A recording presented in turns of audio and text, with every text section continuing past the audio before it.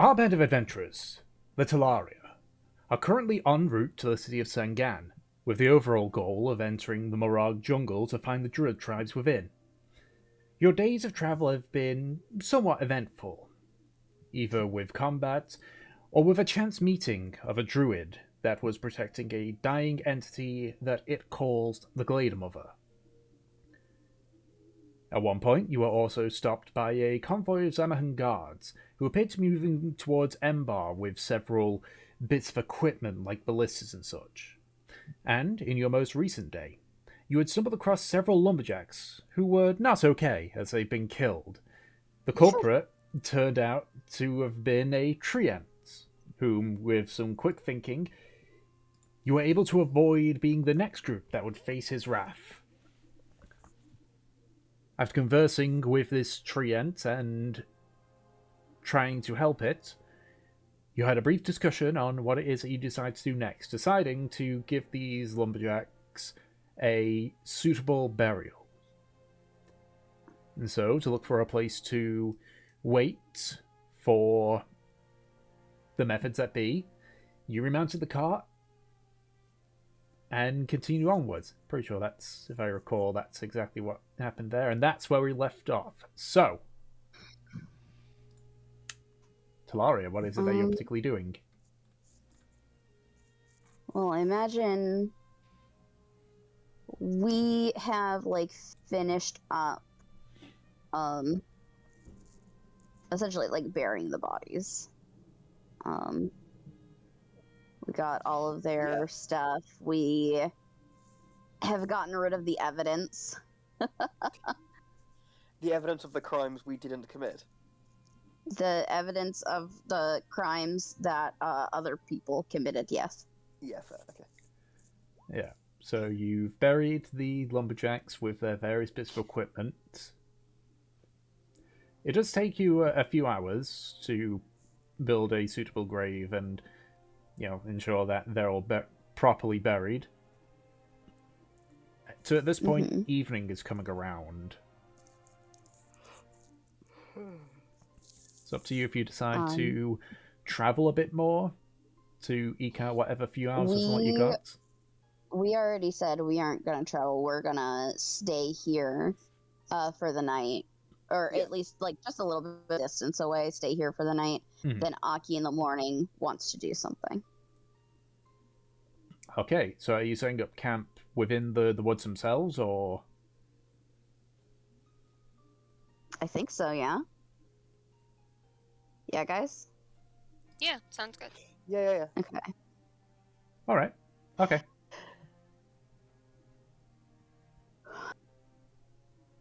So, you find still within the forest, but you find a small clearing where you can safely set up your various camps and get a fire going without causing risk to any of the vegetation nearby. And is there anything that you all do during that evening?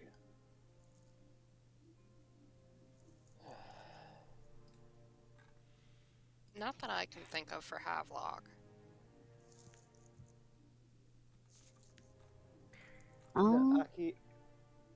Aki is just kind of just quiet and keeping himself to himself. Keeping himself to himself. You never heard that phrase? Nope. Okay. It basically means he's by himself. Yeah. Okay. I don't think that Mev really had anything because she already had that conversation with Aki before. Yeah. Alrighty. Does anyone else do anything, or... Oh wait, did Kinley say something here? Probably just keeping an eye out. Okay.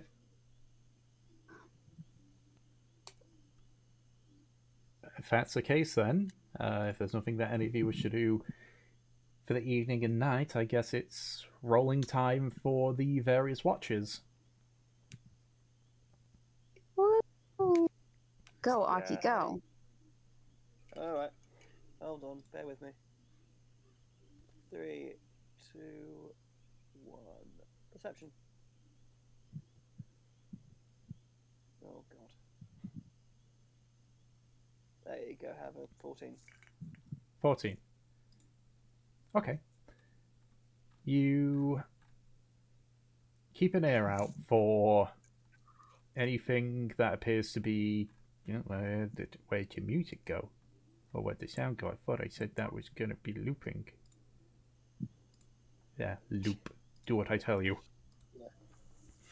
Yeah, Aki is still keeping. Yeah, he is keeping an eye on his watch and sort of trying to. He's almost like watching the tree ant, the living tree, in case it suddenly decides that, us camping here pissed it off. So you predominantly focus on the tree ant, or at least in the direction of the tree ant, because you did move a little bit away, so that you weren't setting fire to the trees and also not in the middle of this path. Mm-hmm. You don't see any movement come from the tree ants. Oh, nice. Okay. The only movement that you see is just when the leaves rustle from the wind gently blowing through it. You hear the occasional sound of the various forest woodland creatures, but beyond that, nothing.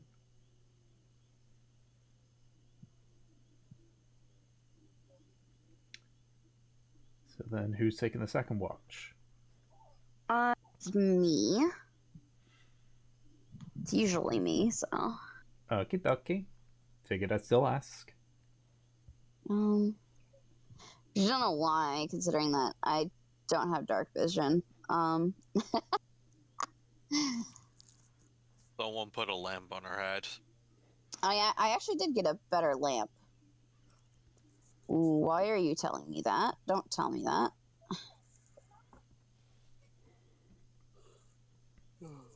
I'm in fear now. I clicked on the sheet and it said, "How do you want to create this character?" Oh, let me Oh dear. let me look as well. It's fine for me. Okay, I'm gonna hit edit sheet directly. Oh dear. So that hopefully. Did it say edit sheet directly okay, create everything's NP? Did it say edit sheet directly create NPC etc.? Yeah. Yeah. That's weird. That's what happens when the dungeon master drags a monster's token in. Like if I mean, obviously you won't see it. It's not a monster. Yeah, I fixed most thing by just hitting edit directly, but Yeah. that was scary. Yeah, cause it's like if I just I don't know, I'm just gonna search dog. I'll just throw blink dog here. It shows up normally, but then it's normally when I double click on it, or when I go to edit it, sometimes it says do you want to make this an NPC? Do you want to make a character sheet? What do you want to do with this thing? Well, I got an 8. Okay. You spend your part of the shift just sort of almost squinting your eyes and trying to look around. It's always been difficult at night, but you at least feel almost a little bit of comfort compared to when you had to do night watch on your vessels. Yeah. Because at the very least you have, you're not surrounded by inky blackness. Or that the inky blackness that's ahead of you leads to something solid. Yeah. But barring again hearing the odd woodland creatures in the distance, nothing seems to assail you during your shift. Woo! And then who gets the final shift? Alright, Kindling, the boys are back on watch. Boys are back in town. Dun, dun, dun, dun. I love how we both think thinking the exact same thing. Yeah.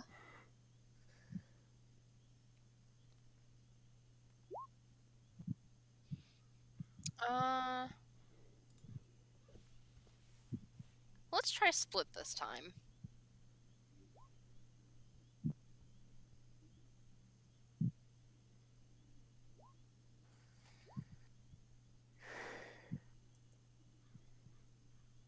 Okay.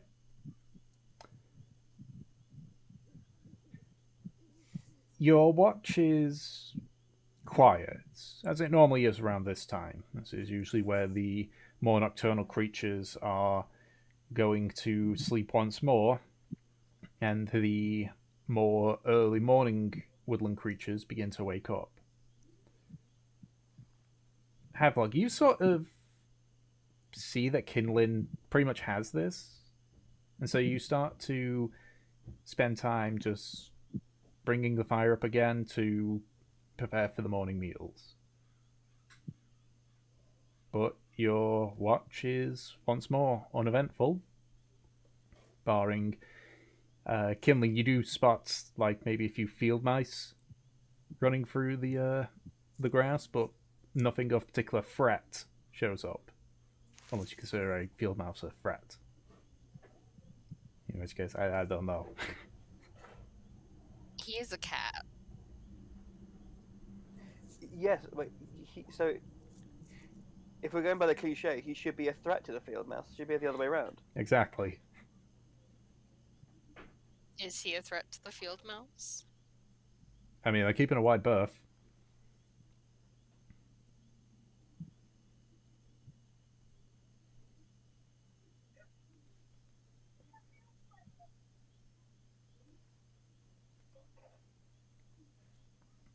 Alright, but eventually your final watch is uneventful.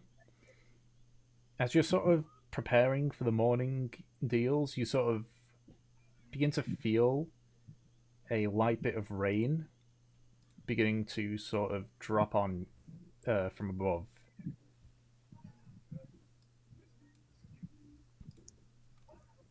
But beyond that, it's a bit of a muggy day, cloudy, slightly raining, not heavily so.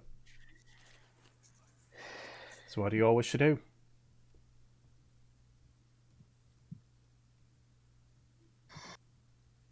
Well, I guess that's up to Aki.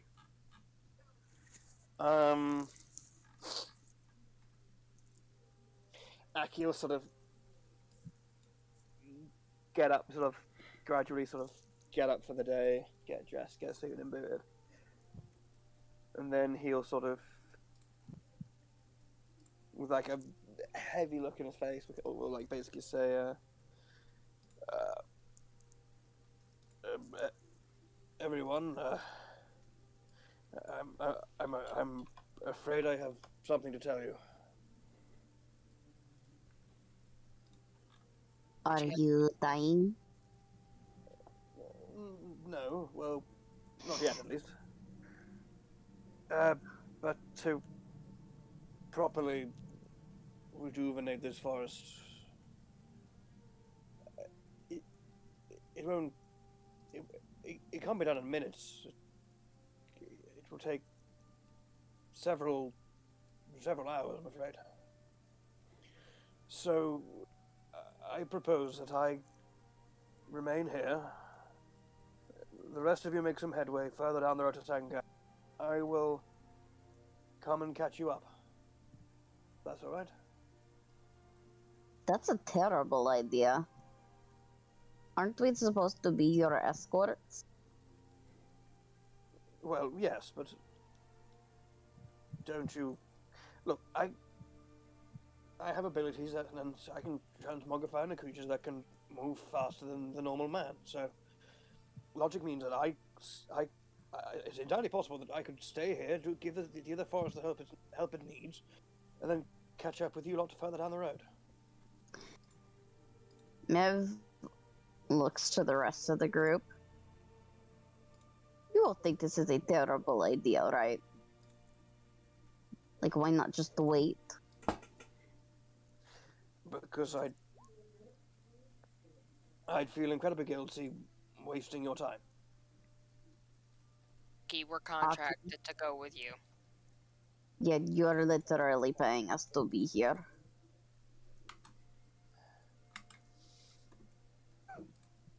It's kind of our job. In a sense, I suppose. And I mean, we're friends, so... Friends also don't, just leave people. I suppose.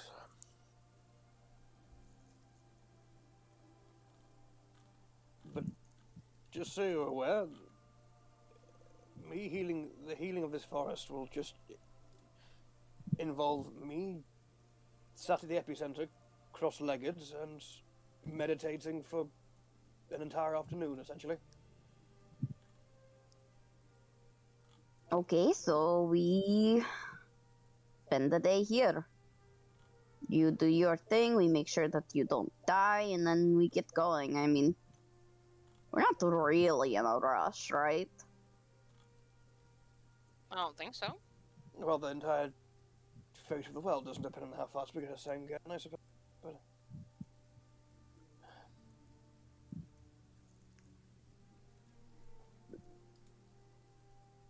what is there for you to do in this wilderness? I have my purpose, but I can't seem to think of yours except hoping that a squirrel doesn't take a shit on my lap.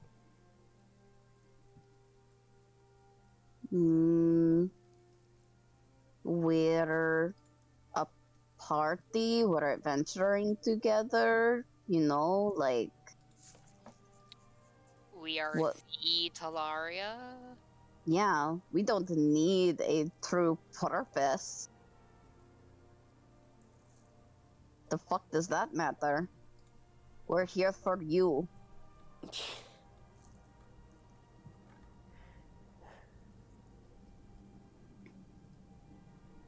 Okay, fine.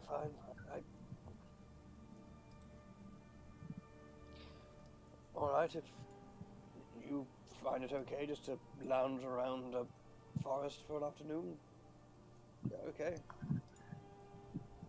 It's up to you. If there were better things for you to do, the offer was on the table.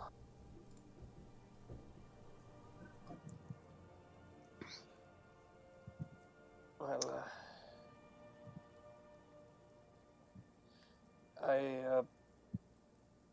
I best get to business then, I suppose. You can come watch if you like. Watch you sit around for a day? Yes, and well, other things may happen. Look. Essentially, what I'm doing is I'm essentially turning myself into a siphon for the forces of nature to pierce through the veil and flood into part of the plane. Thus, everything around me becomes enriched, rejuvenated, brought back to a state of being that can hopefully flourish. She slowly nods, like as if she's understood any of that.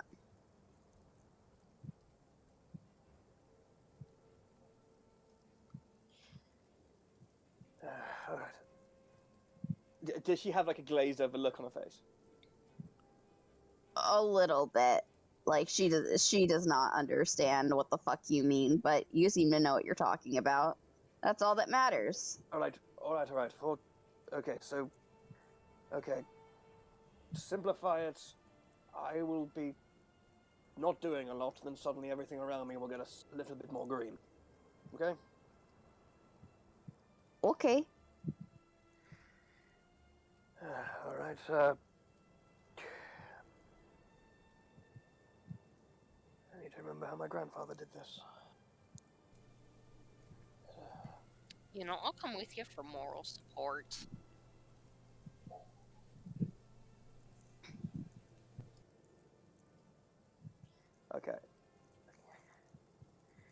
Aki. Yeah, so Aki just kind of picks up his stuff,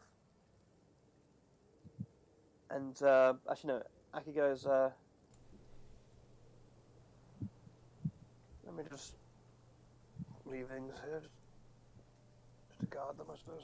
He'll set his bag down and then basically just take himself and his scimitar around his on the belt around his waist, and he'll start walking towards like the center of the deforested area. Okay, all right. I'm back. What did I miss? Aki's gonna do plant growth. Ah, But I guess as you probably figured out, I'm doing it's to probably do it properly. It's the 8-hour version. Yep, it's gonna be a while. Mm-hmm. Yeah. So you make your way towards the area that's been deforested. And thankfully, not a large amount of it has been. You get the assumption that they maybe had only been here a few days and only got partway through before they met their untimely end. Yeah, before they stuck the axe in the wrong tree. All right. If you had to hazard a guess, you can see maybe 15 trees have been cut down. Okay, fair enough. This is gonna be a fucking nice forest then.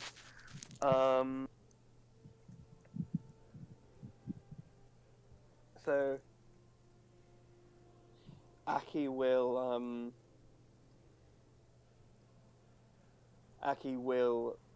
yeah, you'll all watch basically as Aki walks around and just goes over to one of the tree stumps, sits behind sits against it with his back against one of it, and then sits cross-legged, and then you basically just see him close his eyes and stop moving.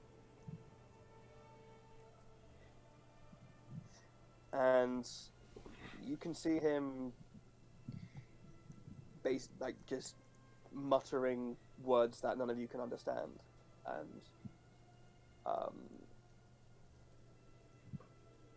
and sort of there's something of like a light haze and what looks like almost like the sort of like a translucent like light of fireflies sort of gather around Aki as he's doing this.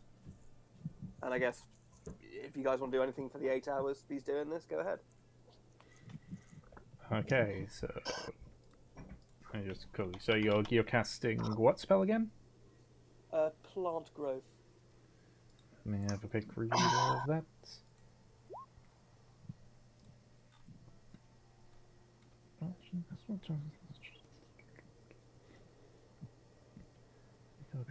And 4 feet of movement. Wow, so the action variant of that is like super rough terrain. It is, yeah. It's gross. 4 feet of movement as opposed to 2, as opposed to 1. That's 4 times more movement. Jeez. Pretty good. It's pretty good. And then the 8-hour version is basically you enrich the land for half a mile around you or from a point within your range, and the plants like within that half a mile radius generate like twice the yield it says, but like yeah. Mm-hmm. We can transliterate that to basically being the forest gets all fancy. Yeah. I do know there's another like plant growth variant where it's like literally trees spring up out of fucking nowhere. Mm-hmm. But I think that's like a 6th level spell or something like that. It's a real powerful one. Aki don't have that, I'm afraid. Yeah, so you just sort of focus and almost like project yourself out into the druidic energies that are within everything. You can sort of feel the faint residue of the various ley lines that go across the entire world, and you just sort of almost pluck a bit of that energy from it, bringing it back to the area around you. And you just sort of, almost like the reverse, almost like reverse planting. You sort of begin to like poke this energy into the various areas. For the rest of you, you don't really see any change during this. But you've got 8 hours, so what is it that everyone else does while Aki is currently performing this spell?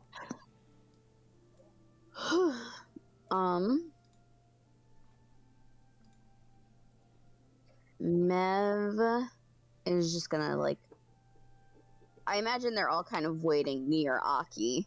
You know, he's sitting here doing absolutely nothing, at least from their perspective. Mm-hmm. Yeah. As far as you're aware, he is on. He sat with back against the log, just muttering to himself with his eyes closed. Yeah, she looks at the rest of them.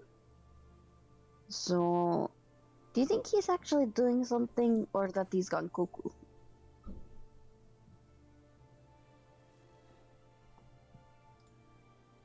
Yes. Yes? To both. As in, he is doing something that may be, as you just said, cuckoo. So, she looks back at Aki. Should we do something?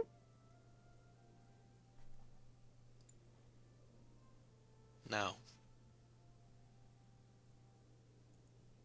I guess we'll see what happens, you know. Pretty upsetting if we spent 8 hours here and, you know, and nothing happened. Can I also have someone roll a d4 for me? What's the D4 for? I'm not telling you. Okay. Alright, go ahead, Kinley. It's a secret plot that'll help us later. Okay.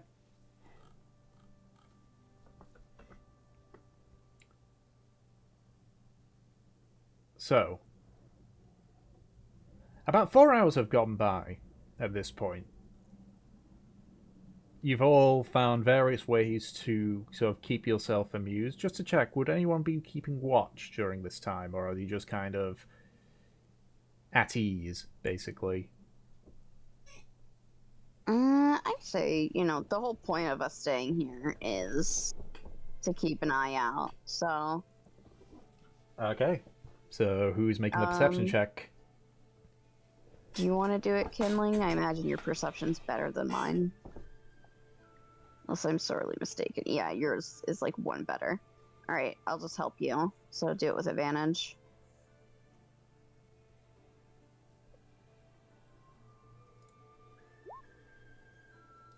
Nice. Okay. I'll say about 4 hours into the spell,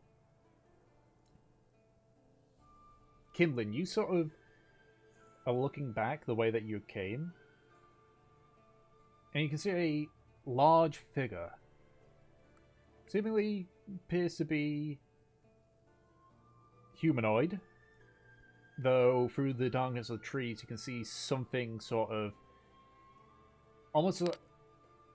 It appears to have shoulders far larger than it should. And it takes a little bit of time before eventually this figure gets close enough that you can see through the dark of the leaves and such. It appears to be a Goliath. Very lean and maybe standing at about 7.5 feet tall. You can sort of see why now you thought he had larger shoulders than he does.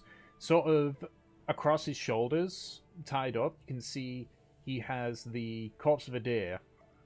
And just sort of to his side, you can see a bow and quiver that's sort of just dangling off a belt on his hip as he just walks by. He's like, he sees you like all just stands there. He's like, afternoon. Hello? Hi. Is something happened on the road ahead or something?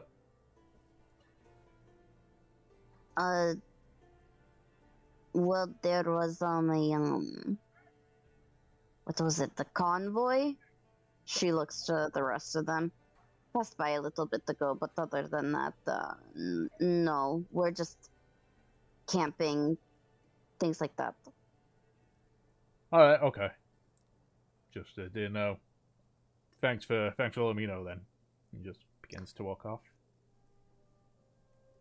Yeah, Mev watches him. Does anyone else do anything about this guy?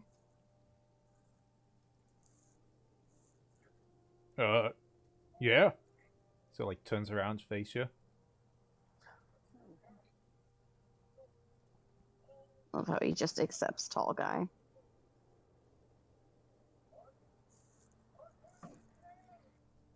Right. Alright. Just so, like, just so, like, turns, like, stops for a second, just looks back at you and just shakes his head and continues walking.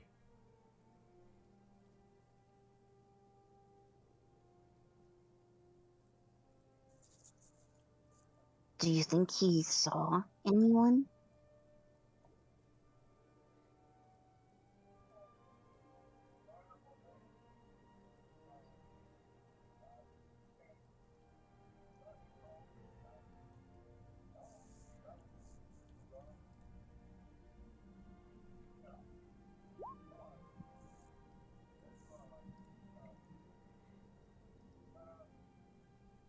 Mev nods. Hopefully, he doesn't, come back. Don't want to get in trouble. Or get him into trouble, you know?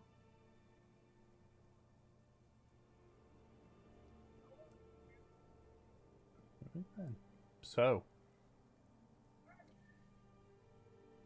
you do see a few creatures a few of the woodland creatures get a bit curious of the people that are standing around, but none of them get close enough for you to properly interact with.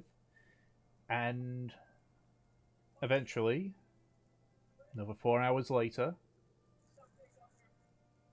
Aki, you feel at this point you've done all you can with the spell, and it's now up to the land itself to heal with what assistance you've given it. And so you finish the spell. You sort of stretch to sort of iron out all the stiffness in your muscles and everything.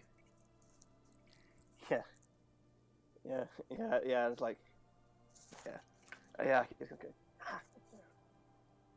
Digging in the whole time. And Aki will sort of put one hand, like basically, put one hand up on the tree stump and like put himself up to his feet, dust himself off. Yeah, You hear you hear the various clicks as you oh, good lord! As you sort of like get the stiffness out of your joints and everything. Yeah. You are, even though it has been raining heavily, you are drenched from sitting in the rain for 8 hours. Well, there's a fun thing I can do about that. When he's done, he like stands up and everything, and nothing really happens, right? Not that you can see, no. Mev looks around. You just look at a tired, very wet Aki, like trudging his way back to camp. I can't believe you forgot about Havelock. He fell asleep in a bush. So, what happened? Well, I did everything I can to help this place. I was able to access the flow of energy through through the world and pluck just a thimbleful of it to help this place recover.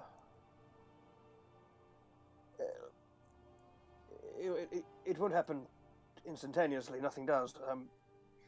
Although we come back here a year or so later, it'll be more verdant and thriving than it was in the age before man.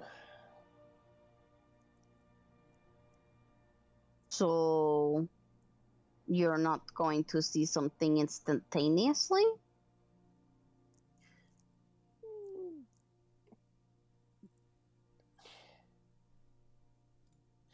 I see. Well, not like this second, no. Yeah. Actually, for something cute,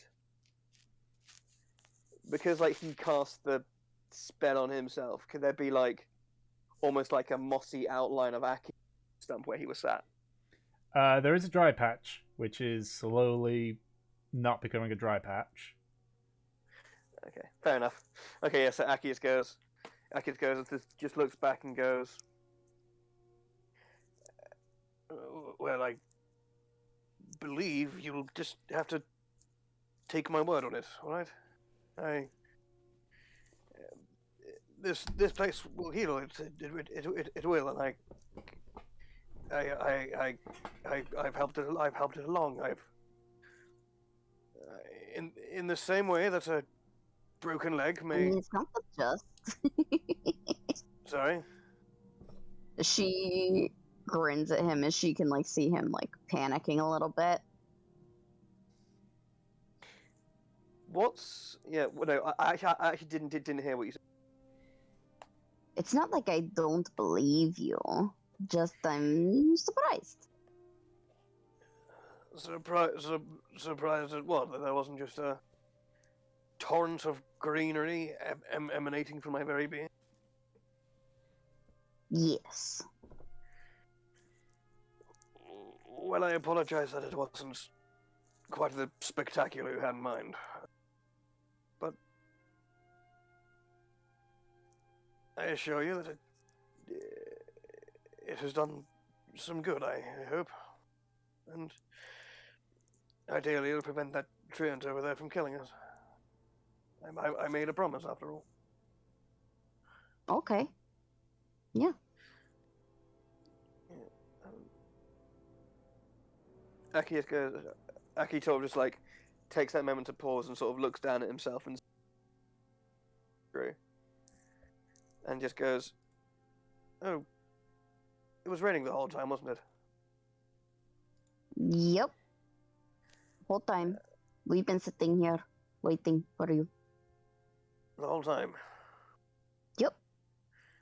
And nothing unfortunate that can't happened. You weren't fighting off wolves or bandits or a herd of Tarask or. Well, we met this weird Goliath guy. Like, he just kind of walked in. He seemed like a hunter. Right. Had he already claimed a quarry, or? Yeah. He already had something.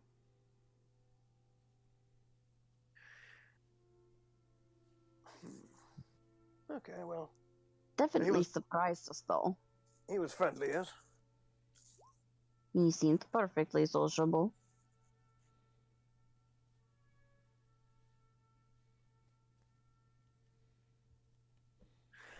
Well, can I hear Marine say that? I would assume so. Okay. You Well, do yes, have right, you do have a passive perception of 23 after all. Yeah, that's fair. Yeah, let's go. Well, I suppose that's true, Marine, but I suppose in certain parts of the world, stories about men who can make trees grow out of nowhere and can do the things and can transform into animals at the drop of a hat is also pure nonsense and fantasy.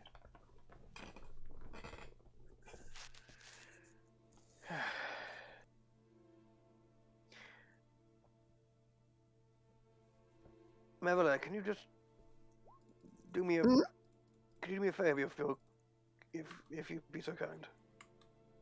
Okay. What's the favor? Can you give me a very stern glare, like I am a dog who's just chewed through your favorite possession?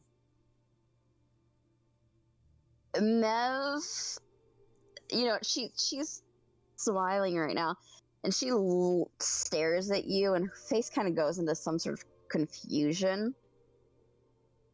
I mean, if that is what you are into, and let's make an intimidation check to see how well she does this.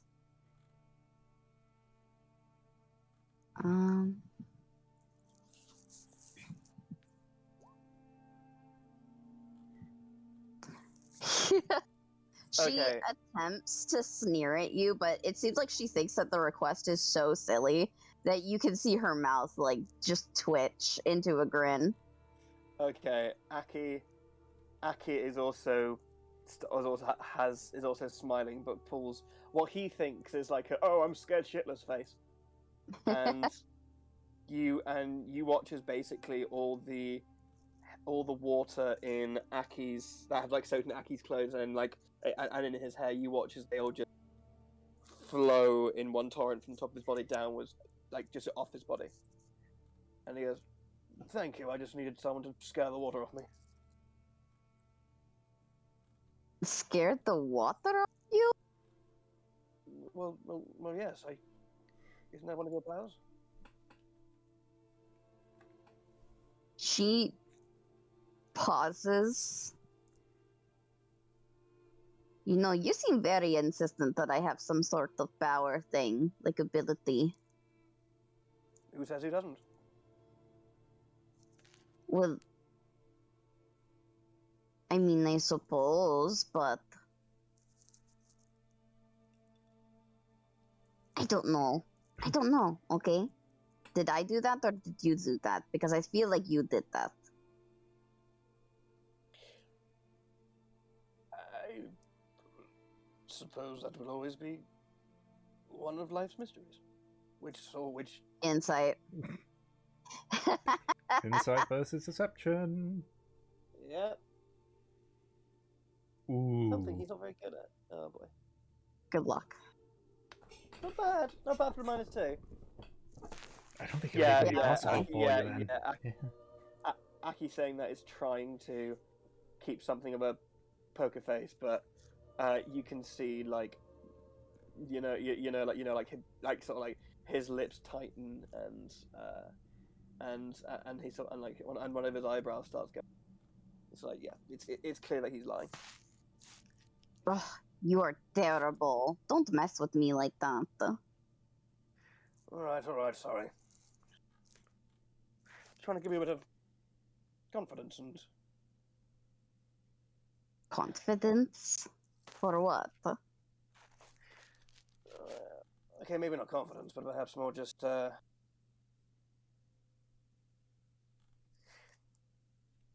don't know, trying to make you feel a bit a bit special, I suppose. Just add another little edge to your remarkableness. You think I don't think I'm special? No, I do, but don't you want to be able to let make candles go out and scare water? I mean, that's pretty cool, but is it necessary for me? Am I lacking? No, it's not in the same way that it's not necessary for me. I could have just sat by the fire and got a new change of clothes to solve this problem. I didn't have to just do it in that grand manner. She gives him, her token grin. Then why is it important for me?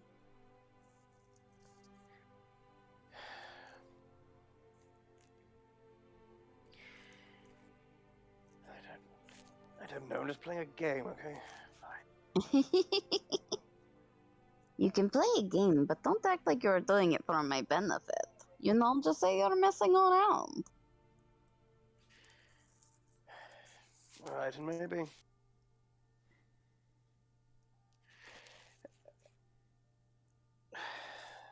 Alright, fine, Hmm. I'm messing with you. Yes. Yes. You know, And it's that's okay. if it, I like if my friends are amused, and it means I'm doing something right, isn't it? Hmm. She thinks about it. Yes, I suppose.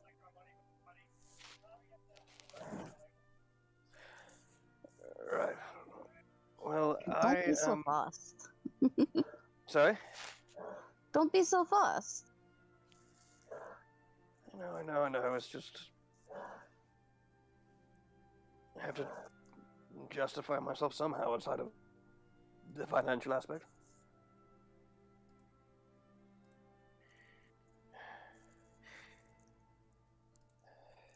Yeah, and like through this conversation, you almost sort of come more back into the room, and he would just sort of take that moment and realize, oh gods, I'm starving. Anyone have any food? Immediately looking to Kindling, and she would look to Havelock, but Havelock's not here. She looks around. Where's Locke?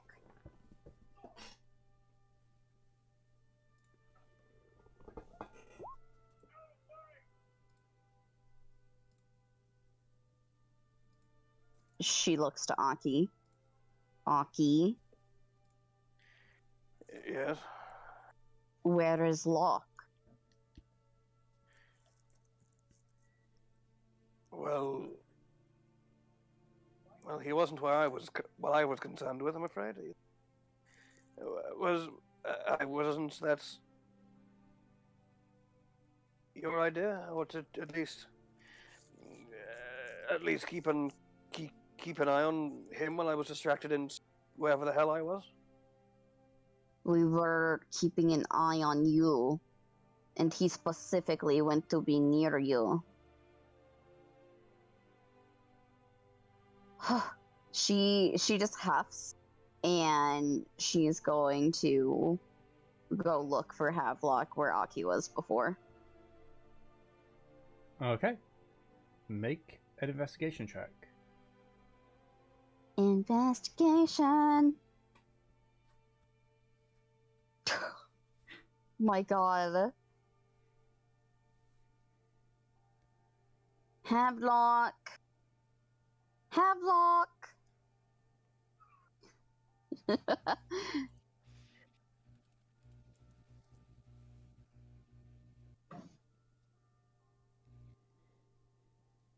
Oh my god. Fucking roll perception to see if you hear me, fucker.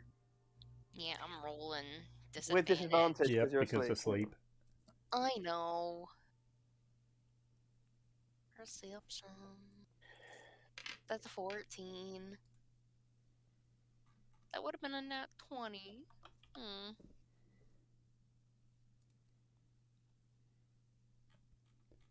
So, Okay, 14's not bad. yeah, I would say that probably could hear based on that. Just gonna do a quick thing on here. Dawes definitely hears it.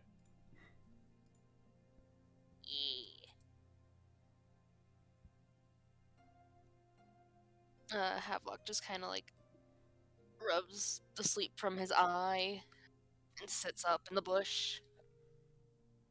They're looking for you. They who? Which they? Your little one. Tiny, angry. Yeah. You're a little one. Angry. Mev is like never angry. Yeah, Mev is always surprisingly chill. Yeah, but she gets angry when Havelock messes with her, and that's his favorite thing to do. Yeah, the little one with the accent. His comfy one. You know? His comfy one. Havelock. Mev. It also like flies up. It's just like, "Hey, Mav!" Hmm? Just points down below him. Oh, thank you, Dawes. Yeah. That is so nice of you. I think you need some help, honestly. And so, like, just flies to the side. Hey, shut up. I can get up just fine. She, will go over to Havelock. Where is he's like in a bush, right? Yeah. Tall bean man is sitting up in a bush. Oh, Havelock. This is because you don't sleep properly. Are you sure? I think I get more than enough sleep. You don't. Not at all. She'll help pull him out. Oh, need to start actually resting.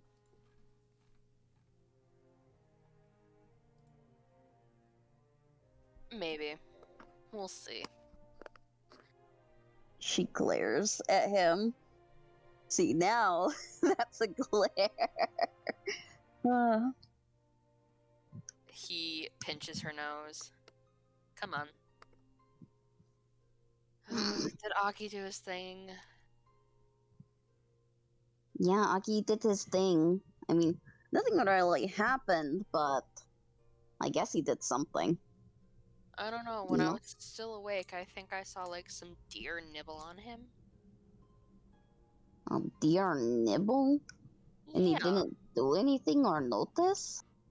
I don't know. He was kind of out of it. Really concentrating.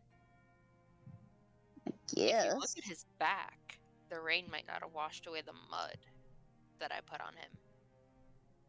You put the mud on him. Just a little. Havelock. Just a little. Come on. You have A to be doll's handful nice. size. A doll's handful size. Look at his hands. Look at how tiny they are. He'll barely even notice. I am livid.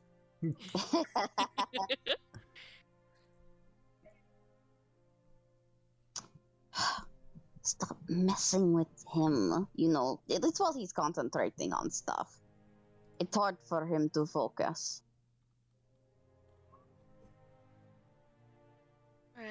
Alright.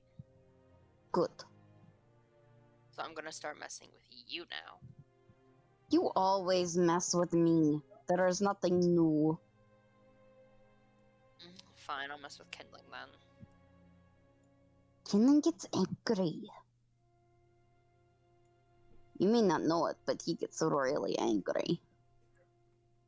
I know, and honestly, it's kind of a hot trait, don't you think? I'm not judging this by hotness. I am judging by Kindling's comfort.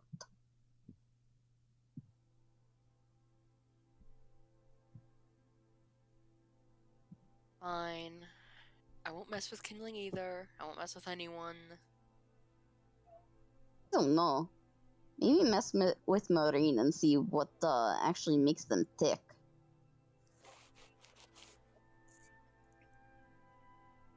That is a good possibility. I mean, really, he just kind of stands there a lot. There's got to be something going on in that head of his. Yes, the growth of seaweed. You know what I mean. I don't know what you mean. I'm just messing with you. Yeah. What do you think Alright. would mess with him? Should we get a magnet? Would that break him? I mean, it could probably get things to stick to him, and he probably wouldn't like that too much. I don't think it will break him. That's what we can do. We can put a magnet in his hand. That would be really funny. Maybe we could put the little, like little decorations on him. You know, dress him up like a Christmas tree. Yeah. If we get some plants from the river. We could make it an all-natural one. True. He probably enjoyed that. Although you'd have to come with me to the water. What is with you and trying to get me to, like, swim? You know? Because if I'm dead and I can't save you, you'll have to save yourself. Oh, come on. Don't talk like that. You're not going to up and die. I know. I'm a special Especially man. not in the water.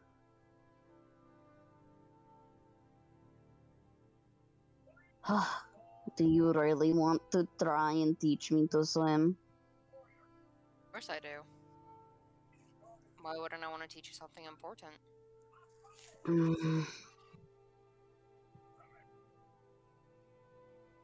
I suppose if you want to try, but I can't guarantee anything. In fact, actually, you can't drown. I'll just push you under. Exactly. Do I look like the kind of man that's just gonna die? You worry me when you say that. You cannot Most kill me of in a the way time that I am- Blair. Most of the time, I am confident that you will be fine, and then you say that, and I'm like, oh. Once again, I repeat, you cannot kill me in a way that matters. Please. I could destroy you with a single sentence. Yeah? Do Yeah. it then. Come on. Why would I want to destroy you right now? You are my friend. Come on. Kill me. Or are you a coward? I'm not a coward. I just love you. Bullshit. Duh. Don't be a baby. Little baby. She rolls her eyes at him and heads back to the group. I found him. Yeah. On the way, do I spot anything I can quickly kill? Make a perception check. Fuck. Murder. 20? 20. Anything? I mean, there's a few rodents that are around, but most of the, like, larger woodland creatures have been keeping their distance from you. I would like to try and quickly, Eldritch Blast some rodents. Okay, let me get the stats for a rat while you make the attack roll.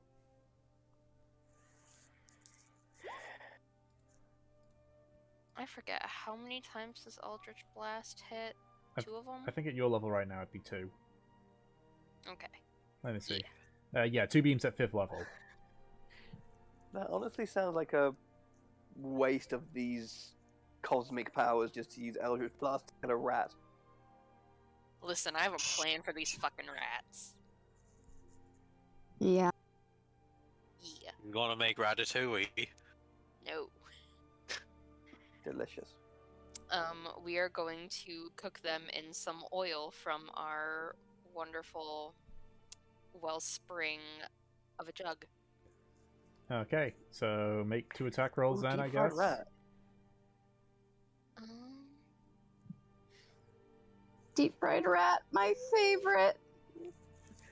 Please tell me that they're at least going to skin it first. Oh. And go ahead and roll the damage. Those are 1d10s.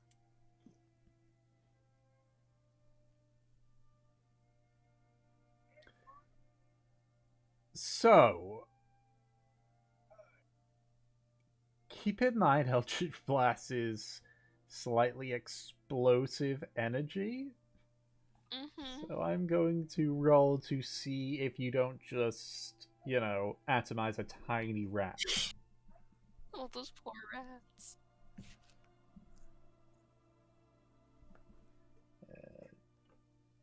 I'll use use this dice instead, because that dice wouldn't make a lot of sense.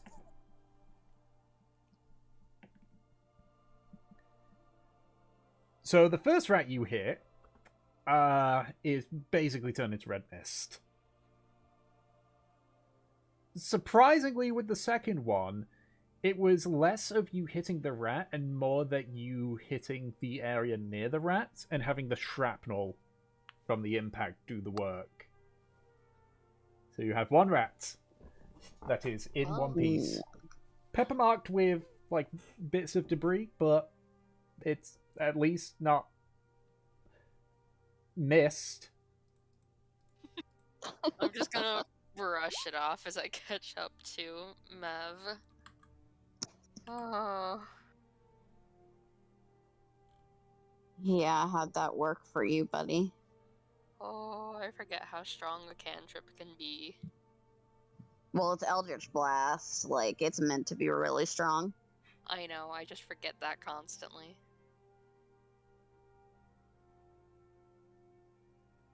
It's seasoning, Jesus. Seasoning.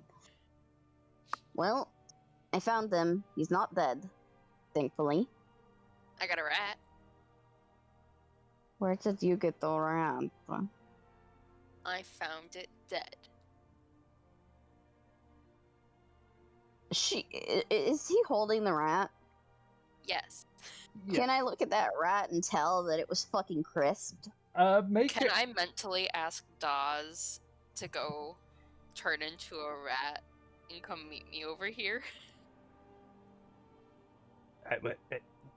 No, okay. So like turns into a rat and heads towards you. Make a medicine check, Mevela.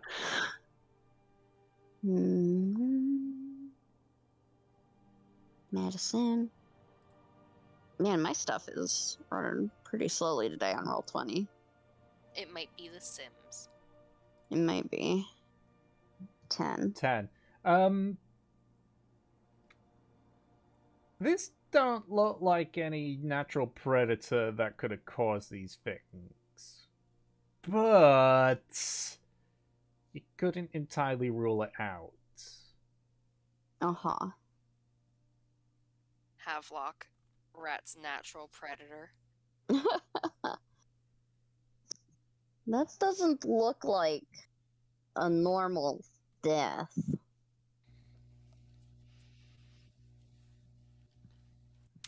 I mean, are you sure about that? It might have just got hit by some rocks. It looks a little burnt.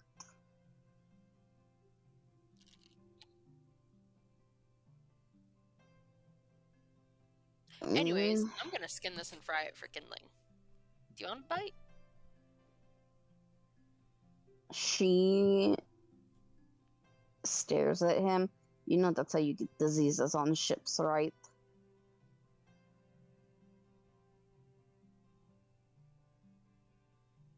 I mean, we've eaten goblin at this point. How bad can a rat be? You've eaten goblin. I did not agree. We as in me and kindling. I mean, yeah, I think kindling can eat anything, but ugh. Exactly. Come on, bump up that immune system of yours. I have a plenty good immune system, but I don't want to get the plague from eating a rat.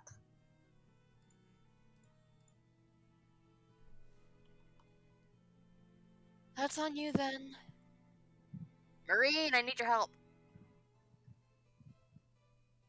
On what? I need you to hold this pot for a few moments for me while I pour oil into it.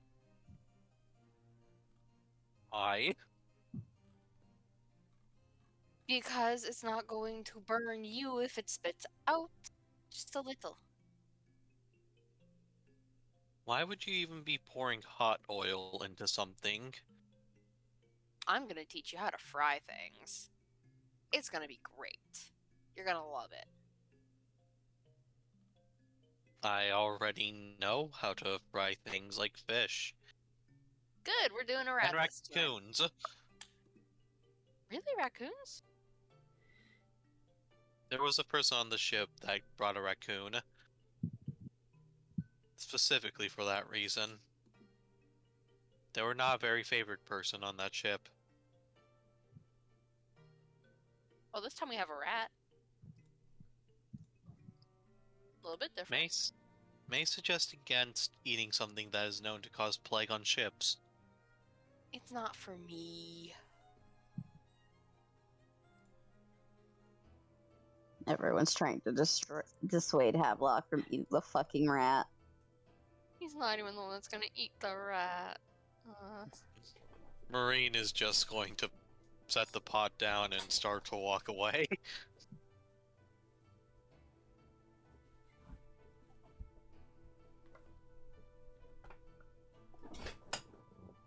Thou hast been rejected by a robot. Wow, damn. Tom's getting out the books and I'm scared. Just to be on the safe side. Yeah? Yeah. In case you kill Kindling. Actually, it's more of a case of, I remember that the books say something about diseases. Is there anything actually in regards to rats or not? Continue. Continue. Yeah, Havelock's just gonna sit there and skin the rat. Kindling, do you want to eat this thing or no?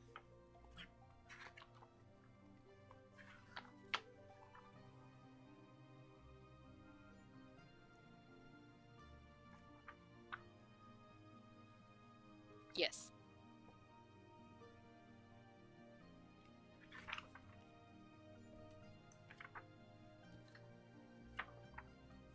It's a rat. It's a rat.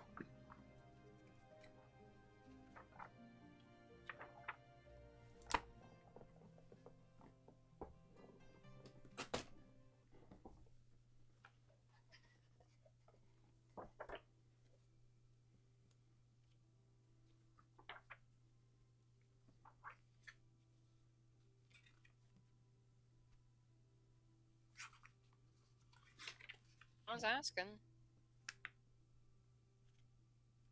Havelock's just gonna chuck the rat as far as he can away from the camp.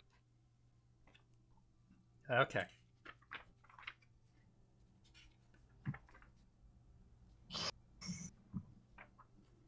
Oh, how's Havelock looking at this disapproval of the rat? Little sad. A little sad. Kindling, I was asking because I just found it and killed it in the forest. I'm not trying to make you angry. I was just gonna fry it.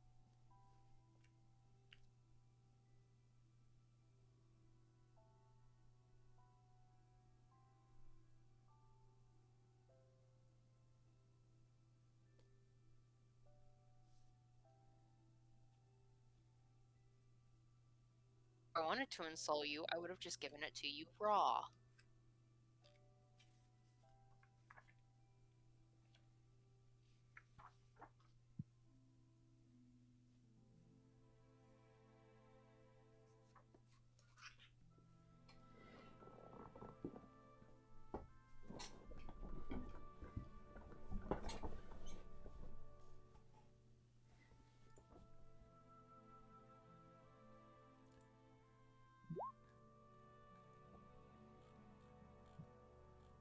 I'll join you.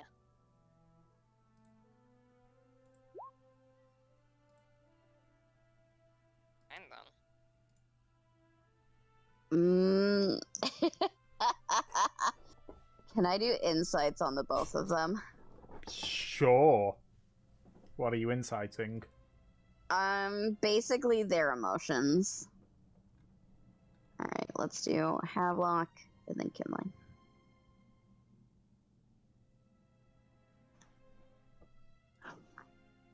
If my fucking thing will load.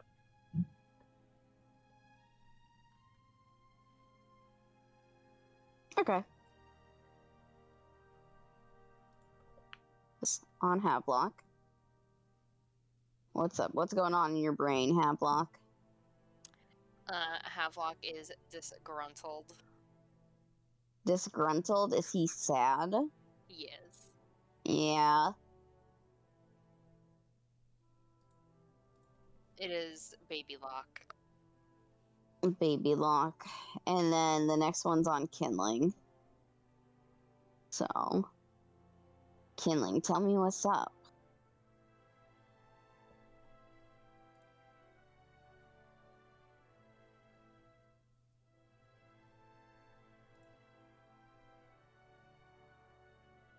At least as much as I get from a 13. Mm-hmm.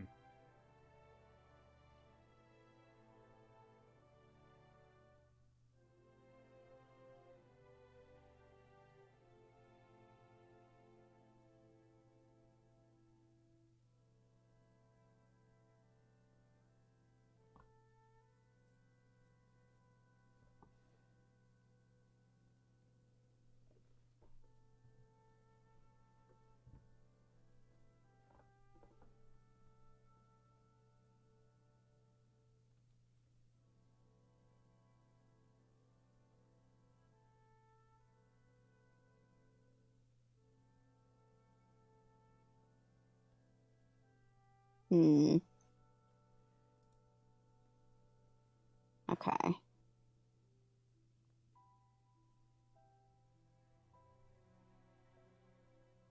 If... sorry, I'm stretching. Yeah, pursed. Pursed, jaw clenched, things like that.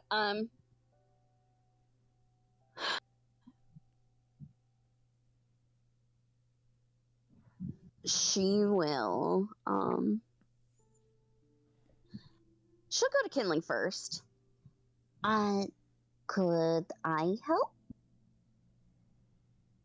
She gives you her big token smile and bats her eyelashes a little bit.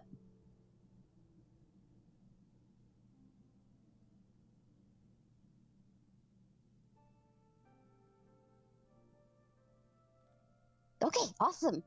Again, I'm not the best, but I can try. So she starts helping you out. And you know, she does this for a couple of minutes, and then she speaks up again. You know, I don't think that Havelock meant anything bad.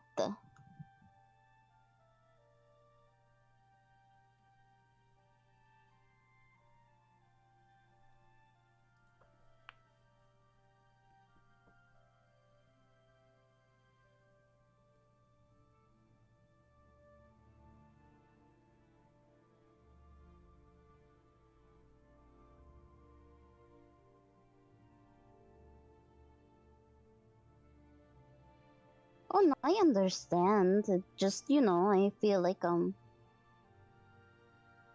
think he's trying to get to know you and he doesn't really know how.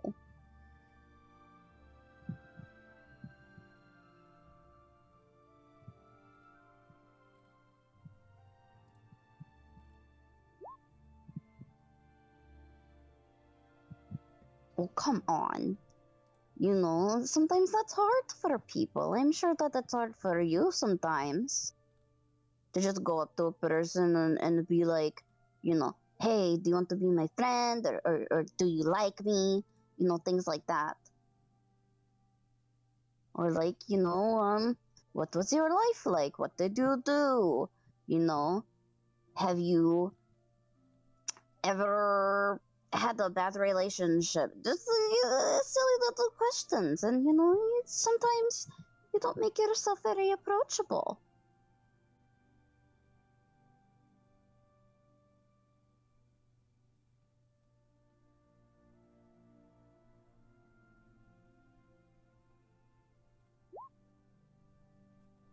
And, you know, you're a big guy and you're always quiet. I think that sometimes you're a little, or at least people see you as kind of standoffish, and that scares them. Makes it hard to talk.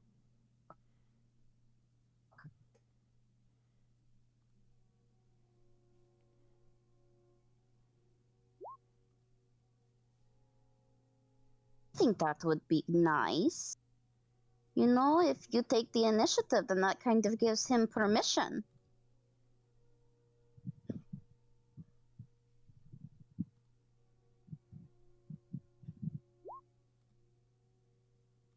Okay, that is understandable. Do you want me to talk to him about the whole rat thing and like why it was offensive?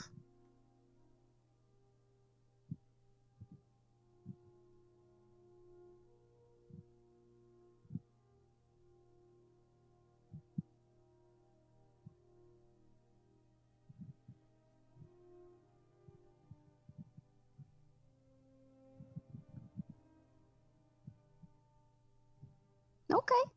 Well, I'm helping you right now, and I will still help you, of course. But afterwards, you know, she looks over to Havelock and kind of gestures to him. And look at him; he's kind of dejected, you know.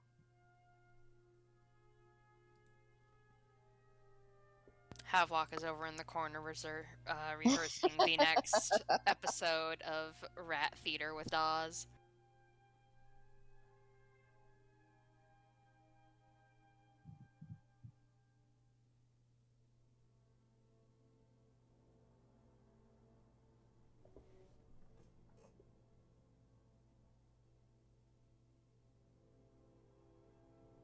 In the same corner, man. I mean, that makes sense. You guys are kind of similar.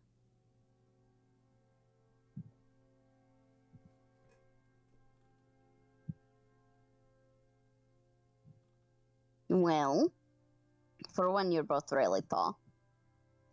And with certain things, you guys get angry pretty easily.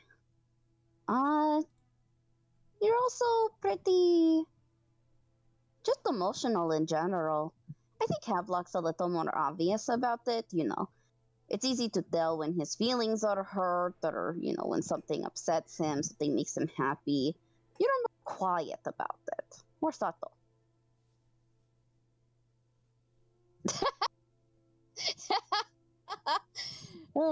That's funny.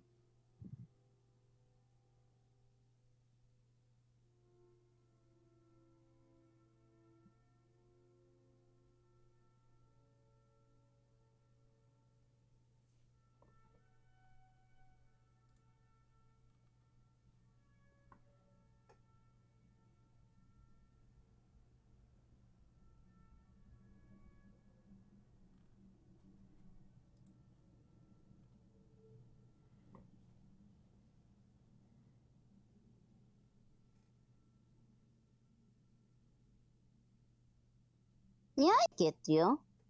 It's just, you know, you guys both strike me as big guys with big hearts. And weird taste in food.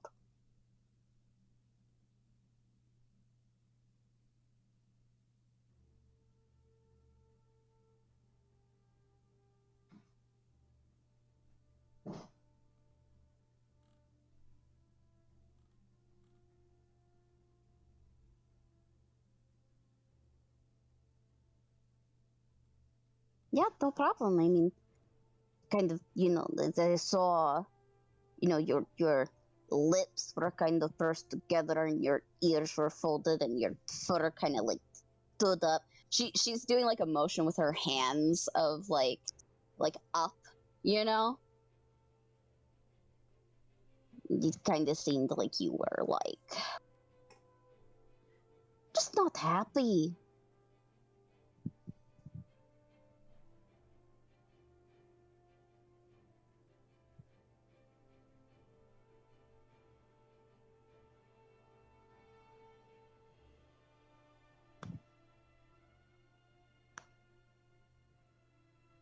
Oh, uh, yes, the cooking. What are they making? You're the chef for tonight, Kindling. What are you making? Yeah. Is it his famous I went out at 3 a.m. to find the recipe kebabs? That would be pretty funny.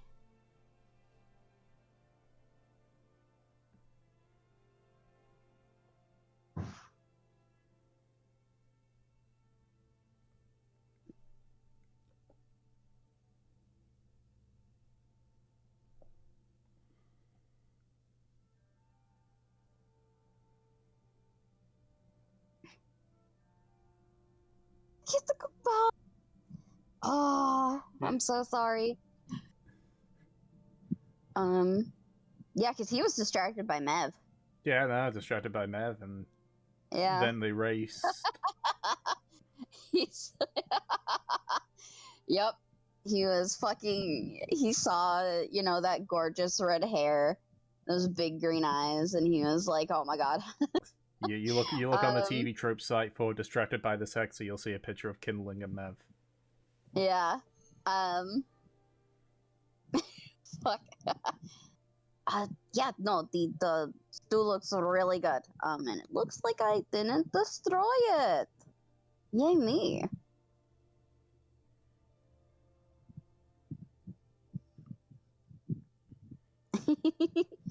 Oh, here. You have to try it first, though. Make sure, you know, I get those points. She'll take, like, the ladle or whatever and hold it up to you. Come on. Open that big mouth.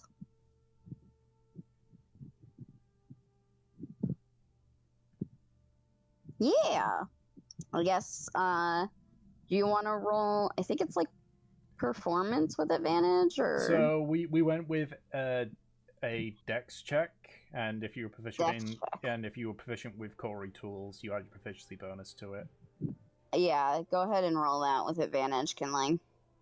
Yeah. Because God knows that I cannot help you with dex. Okay, it's not bad. Yeah, it's one of those where it's like I wouldn't have it every day, but oh, it's a 16. Nice. Okay, never mind. It's actually it's pretty good. Considering that you're making do with what you can find on the trail and what you got yourself. Pretty good. Yeah. So, how is it, Teach?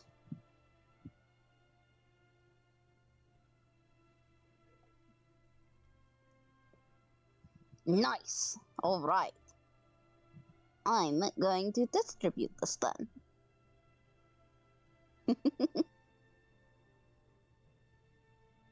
Yeah, she's going to go ahead and start serving bowls with Kinley. An early afternoon lunch. Woo! Eat your food. Eat your food! Or I guess a mid-afternoon lunch at this point. Yeah.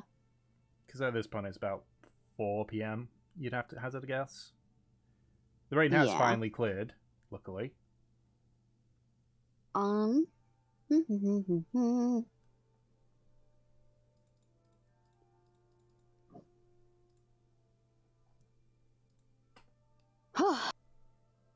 Alright, everyone, eat up, and then we're going to, I think head out? Yeah, I think head out.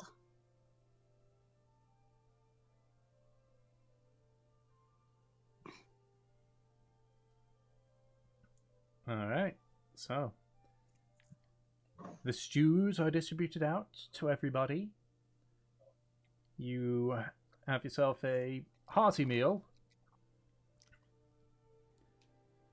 And eventually, after a brief bit of washing, you are able to clean up your bowls, pack them all back into the carts,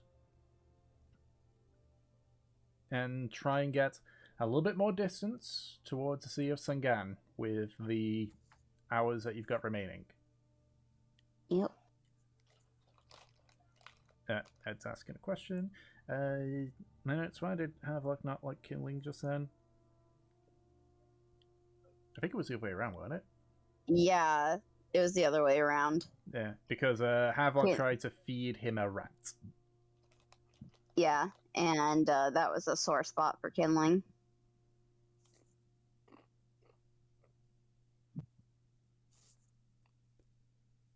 Apparently, many people have tried to give him rats. He did not like that. Alrighty. No escape from in-world racism. Fucking. Oh yeah, but Mev gives Kinling like a collar, and Kinling's like, "Yeah, I love this." Alrighty, if that's the case, I'd like someone to roll a d10.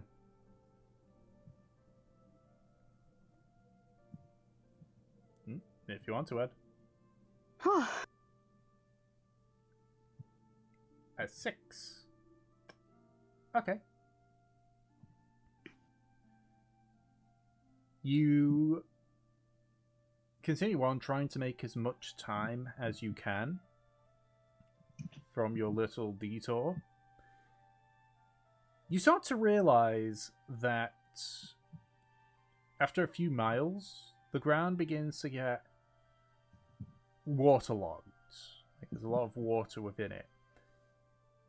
And it takes you a little bit until you realize why. You go through a small bank of trees, not a forest, just a small sparring of trees here and there. And afterwards you can see what you assume was a regular river. But now there's significantly more water, to the point where the bridge, which you know is there, only because you can just see the tops of the posts on either side of it just sticking up above the water. It seems a bit odd given the amount of rain, which shouldn't have flooded the river as bad as it is. You can probably still cross over the river, but it is going to be slow going. Or you can try to... Essentially, we're Oregon trailing this. Do you want to ford the river, or do you want to find a place that is less flooded? Shit.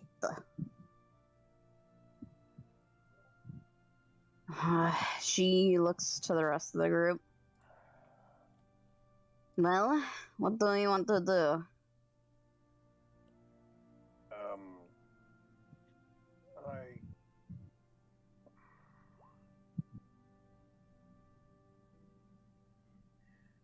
I don't know. See,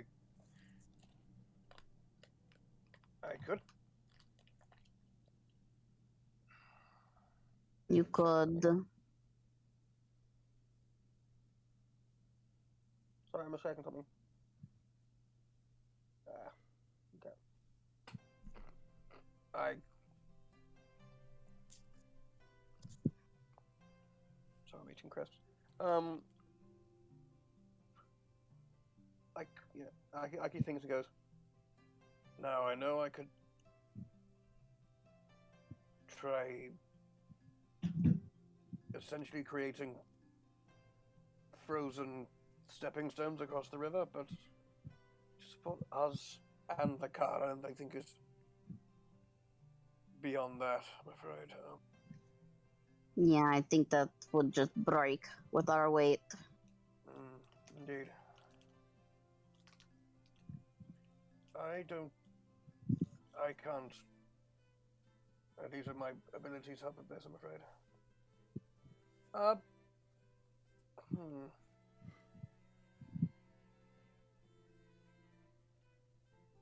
Well, I suppose. How deep is the river? From where it is, like, in comparison. So the posts on the bridge, the railings for the bridge,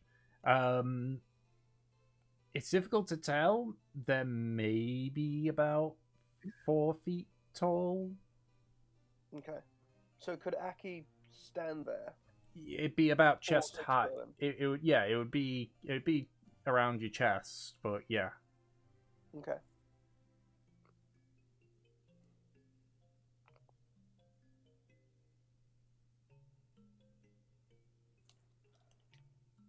What's Aki thinking? There's no way I can keep water at bay for something as big as this cart. Well, we could try fording the river, except we'd have to do it as fast as possible, and of course it can all go wrong, but we'll do with everything. I think I'd rather just go around it and take a little longer. I don't want anyone to get hurt.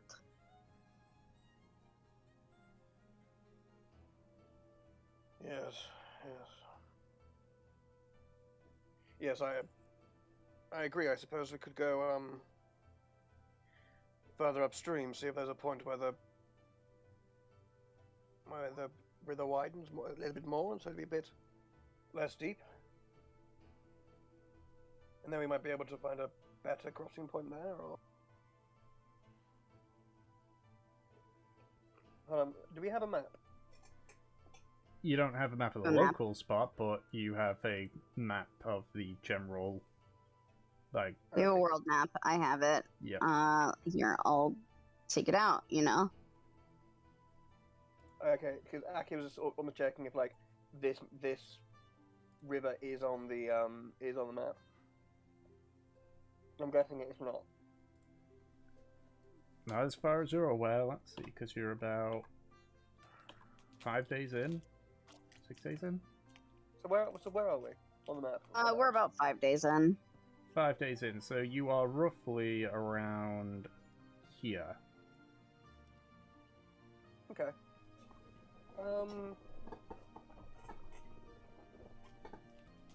Yeah, I think. Yeah, I just think. Sorry, where are we again? Around here. Okay. I think Aki says.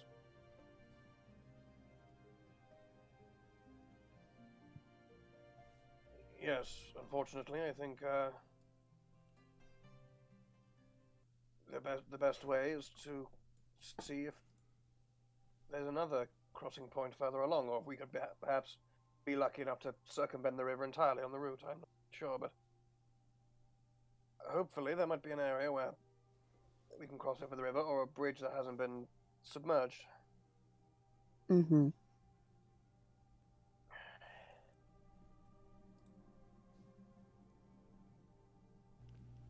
Okay. Yeah, so Axel goes, well, I suppose we have two options in that case, upstream or downstream.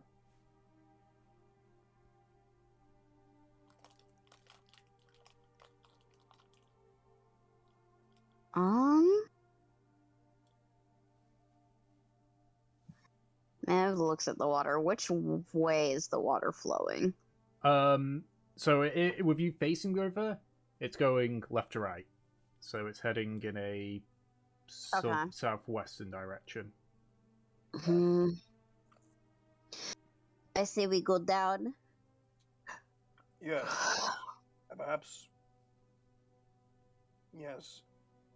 We might be able to, perhaps the river widens out even more as it reaches the coast. Or wherever this river opens up. Hopefully not in a bigger river, that would be unfortunate. But yes, let's see where... Don't jinx it. I'm trying not to be, I'm just trying to be realistic. Yes, let's go, see where this river leads. He'll, start to direct the horses, basically, to start going off country and follow the river. Okay. Follow the river, the direction of the river's flow. Alright. It does slow you down a bit because you're going off, like, because you've been following various trails that sort of zigzag and intertwine with each other and such, but now you're purely off-road at this point, so it'll be a little bit slower. If that's the case, then I'd like you to roll another d10 for me. Okay. Who wants it? I'll roll it.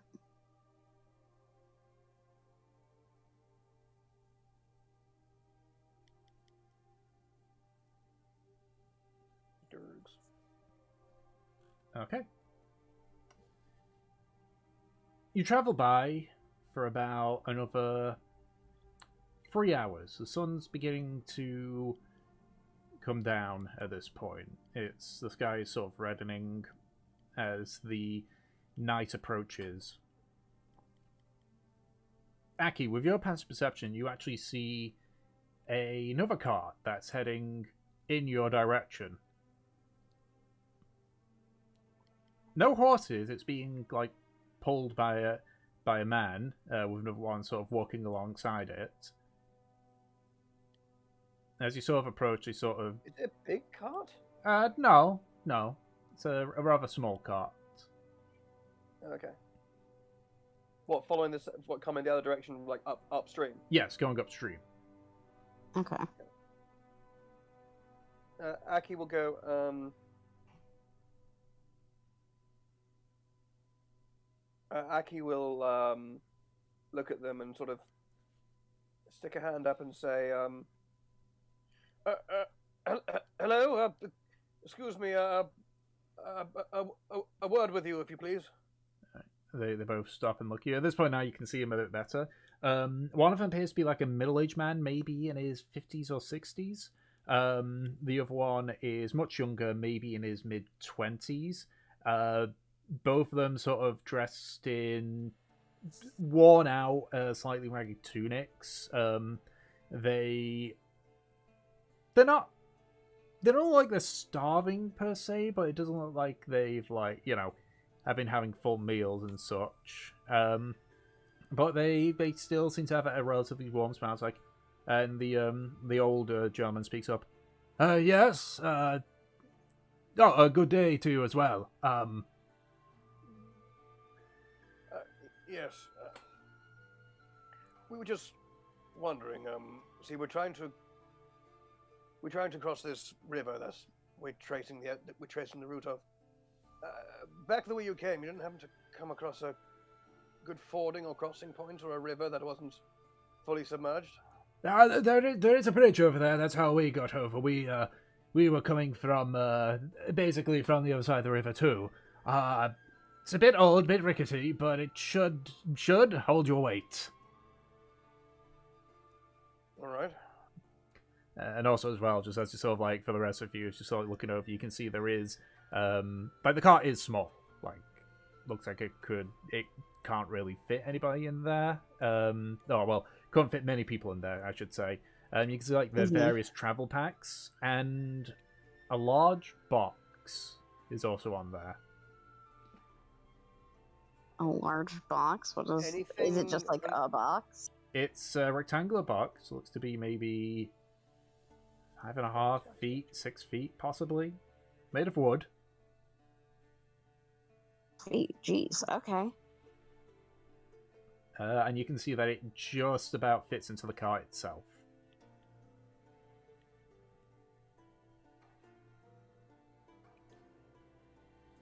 Okay. Yeah, Mev looks the box over. Wow, that's really fucking huge. The younger German sort of like gives you a glare as the old man just puts his hand on his shoulder. With respect, miss, that's my wife you're talking to. Oh, I am so sorry. Aki's eyes go wide and a look of just abject embarrassment.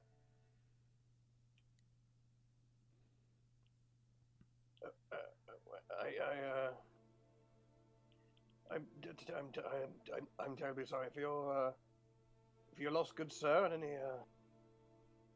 any uncomfortableness or dredged up bad memories from my associate. No, it's fine. It's fine. We're there's a place where she wanted to be when she passed on, and that's where we're going. That's all. But yes, the bridge. As I say, rather rickety, but it should support your weight. And it should get you across the river rather sharpish. Is in a few thicket of trees, so it might slow you down a bit, but you should be able to get through. Excellent. Right, thank you. Again, I'm so sorry. Thank you very much, and I hope you get to your destination with as little headaches as possible. You said that it looked like they hadn't eaten in a while, right? Yeah, like they're not starving, they're not emancipated, but like they are very much on the thin side. I see. Okay, do you guys have anything to eat? We do, yes. We got what rations we could. We get most of our food via hunting. Treus here indicates to the younger male. helped out in hunting wild game at our farm, so typically I depend on him. See. Well, she will give them like 5 rations. In case you need some extra food. Especially with the river like this, it might take a little longer. Oh yeah, you are too kind, miss. You are too kind. And you and your son, what are the status of your water preserves? Do you have a? Are they running short? No, our water is fine. It has been raining today after all. No, we are fine. Right. Well, if it's any small comfort, we haven't. Hold on, Aki just kind of pauses and thinks of. Just remind me, what dangers had we come across on the road to where we just been? We haven't really, apart from the forest drake, we hadn't really got anything, had we? You haven't really been assailed by anything now. Okay. But you have been taking, like, when the paved road that leads to Embar eventually vanished, you started following well-worn trails, so not every trail you went through is the same one that everyone else went to. Fair enough. Yeah, because and Aki will go, if it's a small comfort, and we've just been traveling down the road from Port Embar, so if that trail's along your destination, we haven't been harassed or harangued by any foe, man or beast. Thankfully, it's not as far as we're intending to go. We are going much further up. In fact, we're heading a bit more upriver. Right. Well, in that case, we'll bid you farewell and have all the success, and as your loved one finds her peace. I'm sure she'll be very happy where we're heading. Okay, look after yourself, and the boy too. And Aki will look to the rest of the group and go to G Crispy on a bit. Okay. So you continue to make your way downwards. About another hour or so later, appears the old man was right. There is a very worn down bridge. It's going to be slow to cross it, but eventually you're able to. The bridge is still sturdy, but it doesn't have anything to sort of, it has no railings or anything. You imagine that this was probably a bridge that had a different purpose once upon a time. That probably went when the main bridge was built. Alright. But around the time you get out the small thicket that the bridge is within, night has already fallen.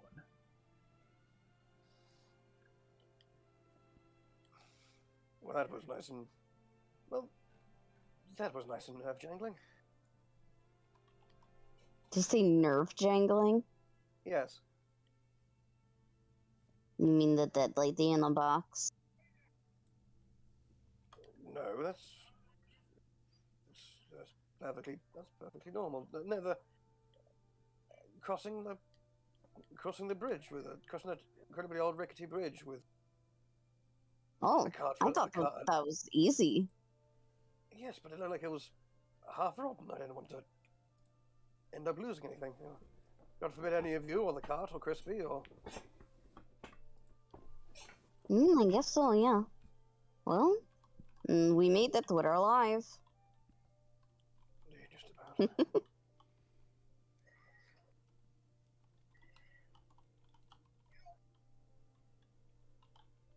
Alright, so. Is there anything that any of you do before you bed down for the evening?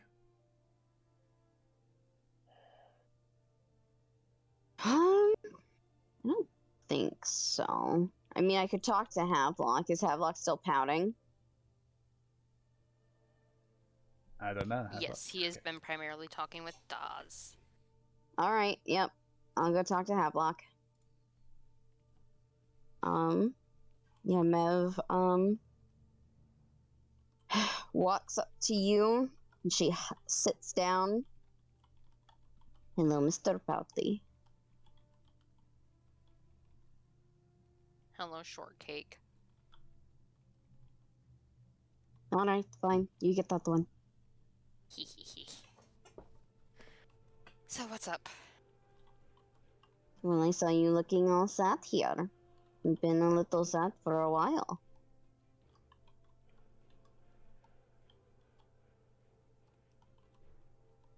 I wasn't trying to make fun of him or anything, you know. I know. I, told him that. But you mean well.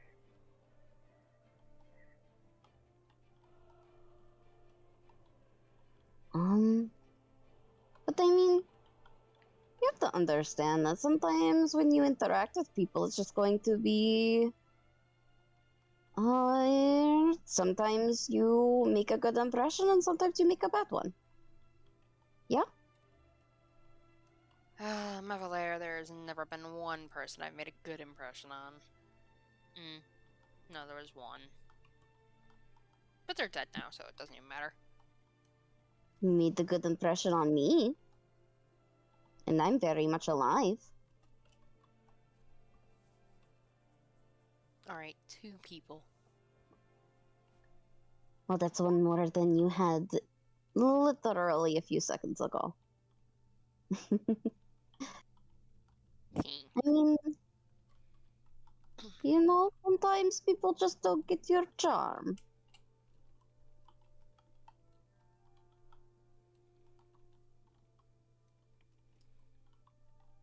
Yeah, I guess so. Have like leans back on his hands. Don't be so down in the dumps, though. I mean, like, really, it was just a little blunder, a little mistake. I probably would have made it too. Nah, nobody can ever get a bad impression from you. They think you're too sweet. They don't know the rotten core inside. Oh, yes, I'm so vicious and evil, right? Oh, so vicious. Yes. Of course, Aki can hear our conversation. Stop listening. You No. you just hear in the distance. Can't help it. Mev lays down in the grass. Just give it another shot. Try again. It's not going to hurt any. Could make it hurt and just try and spar with him again. You know, that's how he and I became friends. He said that I was super annoying, that he didn't really like me. And then I beat his ass. Killing, you know, respects the strong people.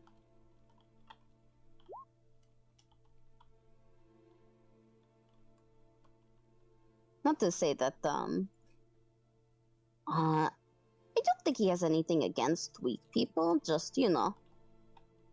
He just has more respect for people that can hold their own.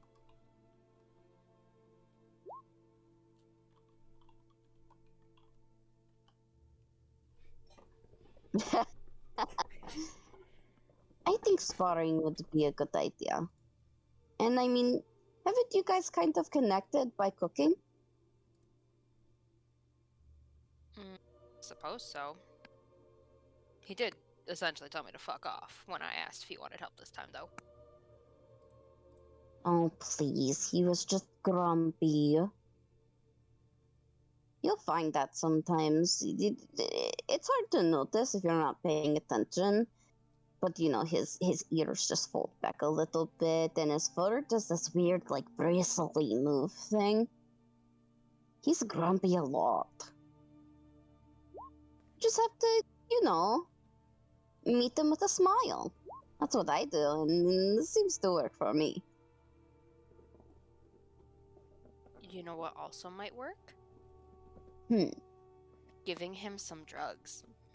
Just a little No. weed. Just a little weed, come on. Havelock. The key to being friends with someone is not weed. Are you sure about that? Not weed, not catnip, not corn root. Okay. Uh-huh. I mean, like, that is for after you are friends. I don't think that Kindling is that type of person. That type of person. Okay, that is kind of funny. That type of person. Yeah. Well, I don't know why you're so hard on yourself, though. What, you think I should go easier on myself? Me. Yeah. Why not? Why do it in the first place?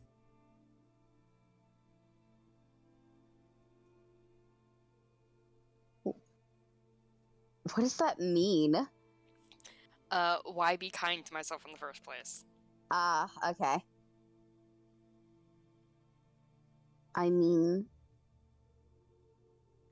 there's lots of reasons that you should be kind to yourself. You know, if you're not kind to yourself, then who will be?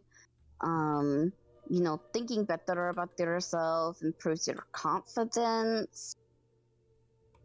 And why think badly about yourself, If you're going to say, well, I think kindly about myself, no, why think badly? One seems more beneficial than the other.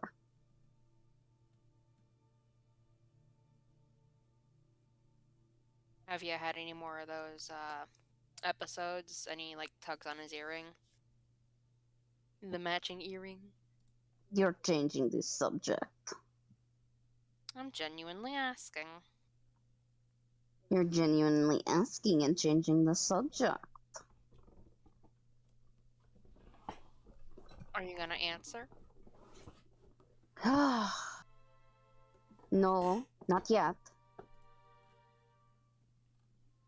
I had a conversation with Aki about some things. Some things that I should probably tell you. Well, I was going to tell you, and then I couldn't find you, kind of thing, What, when I fell into that river? It's like, the last few days, I just haven't been able to, talk with you privately like this. It is kind You of know? hard to get privacy when we're, traveling with a bunch of people. Yeah. Not like a ship where we had our own private rooms. All we have is fucking fabric.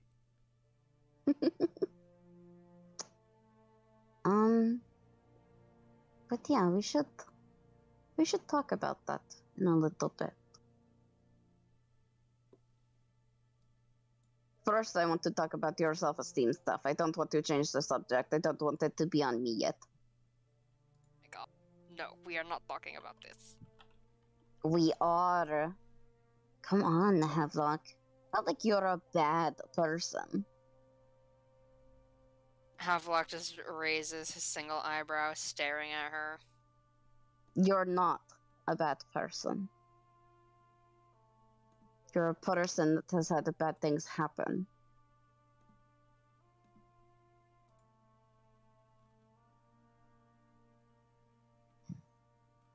I wouldn't call you good, but they wouldn't call you bad.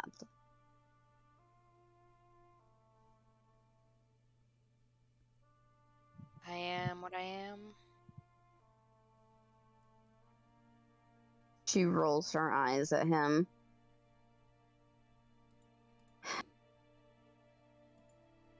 If you want a fresh start, you can't hold yourself accountable for things that happened in the past. Things that you didn't have any control over. This is, a new beginning for the both of us. Right? Yeah. I Don't mean, just yeah me. we heard it before. Old me is dead. That's right. Old you is dead. That means that this Havelock can be anything they want to be. You could dye your hair black. You could become really happy and friendly like me and be really creepy. You could, and she leans in, you could dress like a woman. You could, start wearing stilts.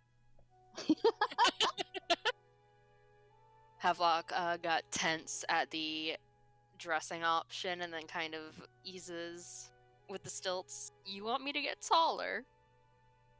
I mean, you could get taller. Or maybe we could hack it off at the knees, Make Oh, you God. short. Don't take my knees. You remember those giraffes I told you about that one time? The big long motherfuckers?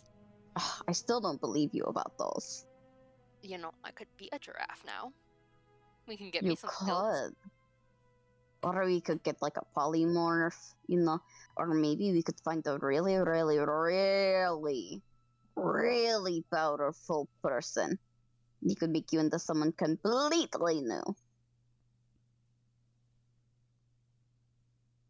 The world is our oyster.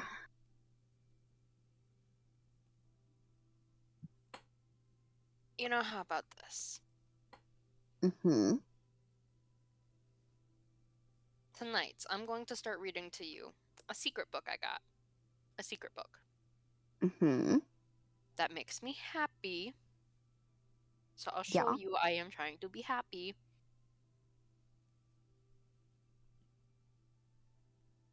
And maybe we'll give that new dressing option a think about when we reach a city.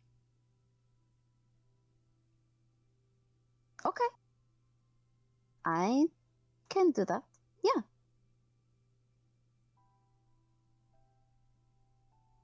Now we have to do something really gross to seal this deal.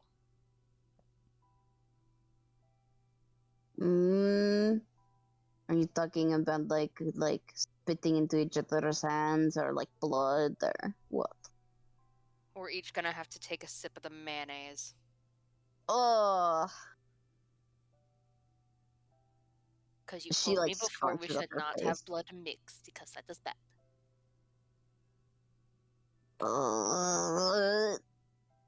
Fine. Mayonnaise bond! Mayonnaise bond! You are Dawes, lucky do you want I to join like us? you. Oh, hell no. That This is putting you was two so weirdos. I'm miserable. not taking any part in this. Or we could always do a shot of seawater. Where are we going to get seawater here? The jug makes it!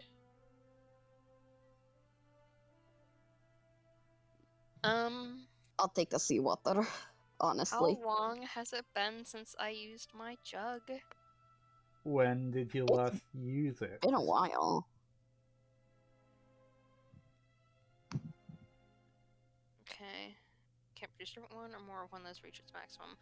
Alright. So, come morning, I'm gonna show you how much salt water this thing can make. It's a lot. We're not going to drink all of it, right? Nope, just a shot. Okay. Okay. I don't want to, start going, woo. That would be kind of fun, though. No, it Just a wouldn't. little concerning. To everyone else, just a little concerning. Okay, I think this leads into the other thing that I wanted to talk to you about. Oh no.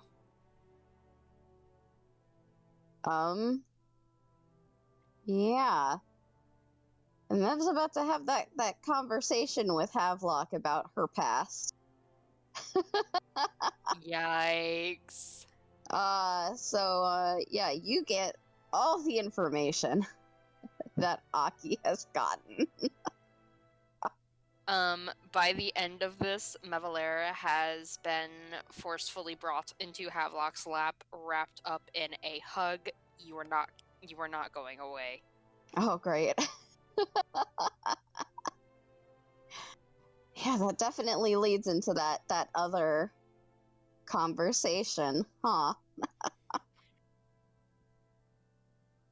Well, now I can't make you drink the seawater now. We have to drink the fucking mayonnaise.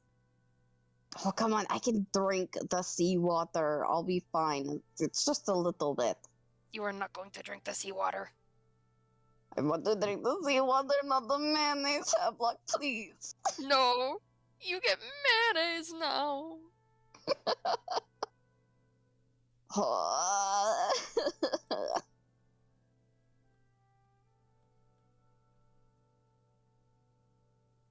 Alright. Does Havelock have anything else to add to the conversation? No, he's just gonna pick her up and carry her to the fucking tent. Goodbye, everyone. Mevalere must sleep. Gonna do some healing. Yeah. Some healing. Gonna get filled with mayo. Oh my honey. God.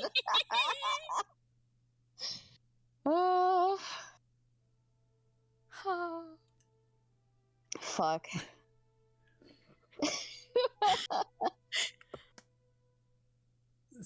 I can just tell Tom's fucking exhaustion immediately. I did not make that comment. Yeah. I know you didn't. We're innocent. I know that. I'm innocent this time. Does anyone else do anything for the evening?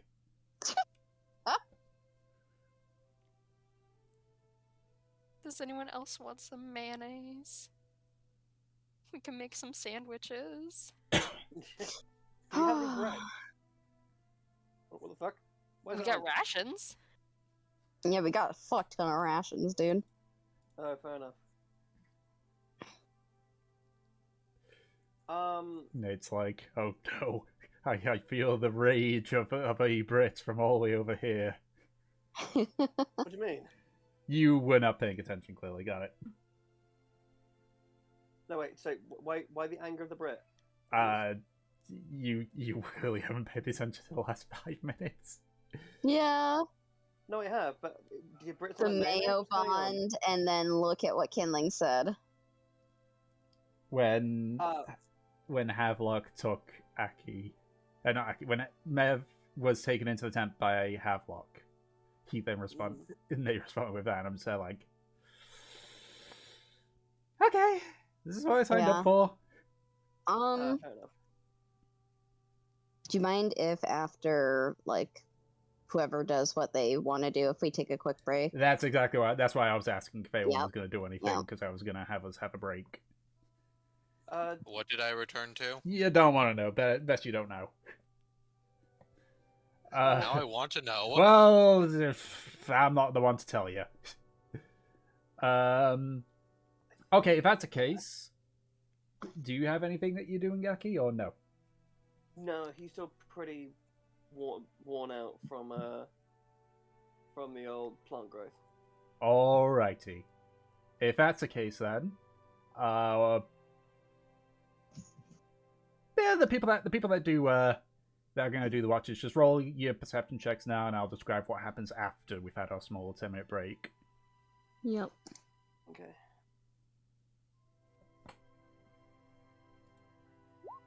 Kinling, just take the fucking advantage. I'm gonna go to the bathroom now because Okay. I am limping and I am slow. So Alright. I'll be right back. Okie dokie. So as I say, we'll take a quick 10-minute break, and then we'll continue onwards afterwards. Mhm. So, your watches are all relatively uneventful. Neville, you immediately start dozing off partway through your watch.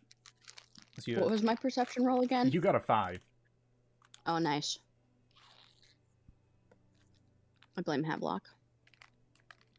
Yeah. Yeah. But thankfully, again, it appears that you have missed any particular threats that may have been around in the night, either by sheer luck or simply because there was nothing nearby. Aki, you take up the next watch.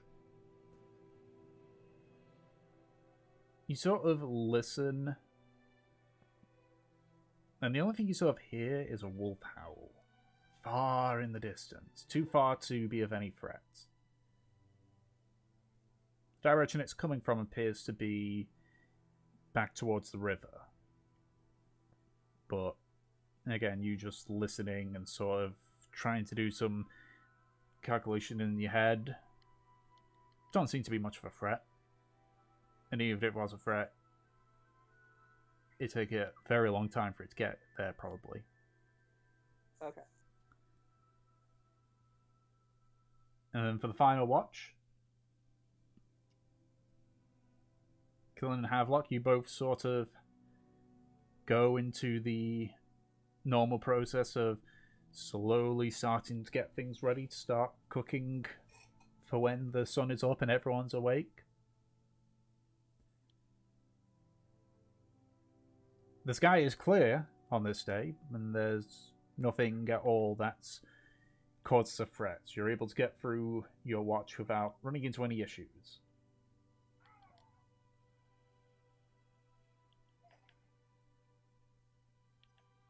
So, does anyone do anything for their morning outside of obviously eating and everything? Morning runs. Morning run. Yeah, hell yeah.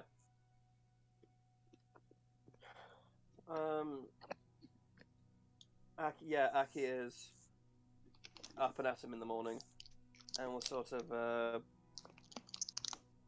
do a big stretch while looking at the rising sun and then go over to go wake up Havelock in his tent. Havelock's awake. Well, Havelock's already up. Yeah, he's in the morning watch. Yeah, he does a final watch. Oh wait, so is he Surprise. Good morning, Havelock. Realised we had the last watch of the night. I always take the last watch. How do you think I get to wake you up so early? I don't know. You just wake. I think you just wake up at a reasonable time. No. But that's okay.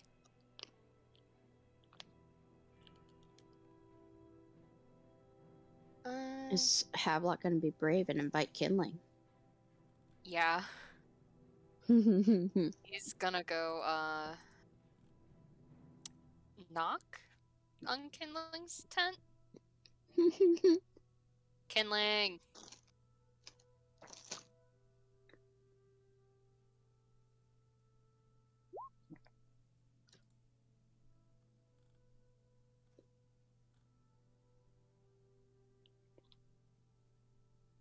Right?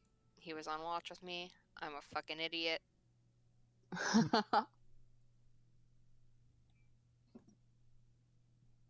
Just goes to find Kindling. Hey, you want to come on and run with us?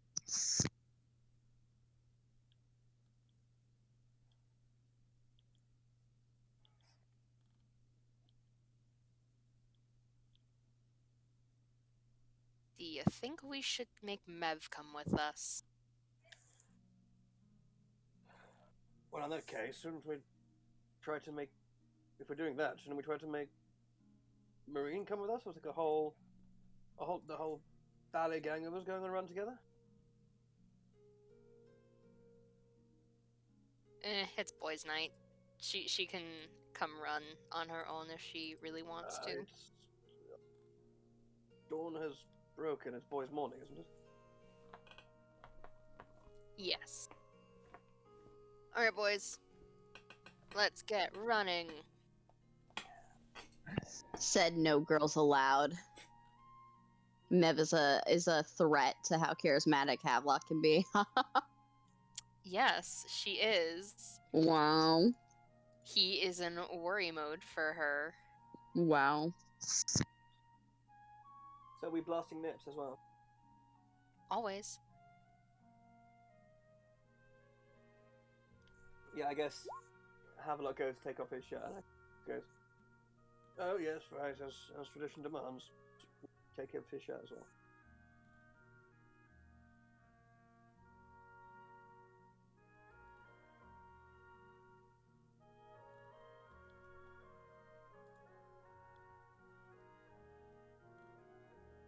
All right. So the lads are all going on a little run then, yeah? Go on then.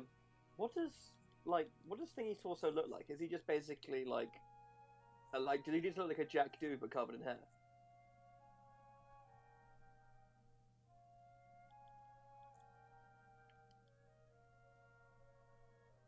Wait, who are you referring to Yeah. on that one, Ed? Kindling. Pretty don't know sure, whether you've he's seen him shirtless covered in before after the Vine Drake fight. Probably.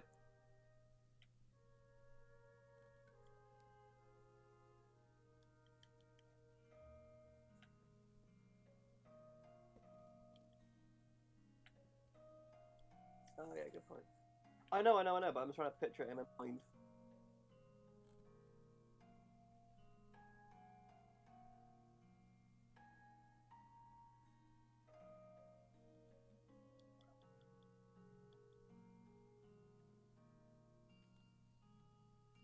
Aww. Boring.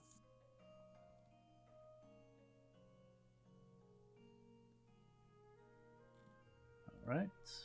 So, Yes, I guess we go.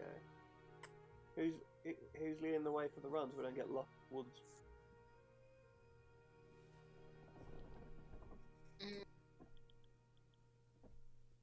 Well, I suppose it was. I woke people up, so I suppose. I guess I'll be the race leader. yep, go ahead and roll a d20 then. Hell yeah.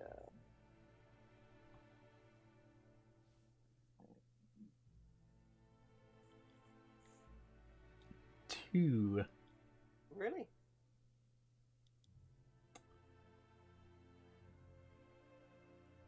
You recall that you were near the thickets of trees, but after running for about an hour or so, you kind of lose track on where and what thicket of trees.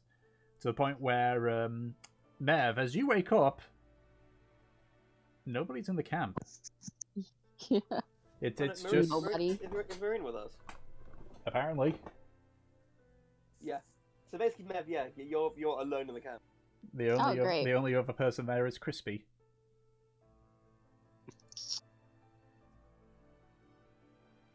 And it's just like everyone's just left everything, right? Mm-hmm. I imagine they had started on like breakfast or something that's just left there. Yep. They basically been fucking raptured. Yep. Well, apart from a bunch of footprints and I guess a pile of our shirts. That would be me rolling like survival. Yep. Which I guess I'm gonna do.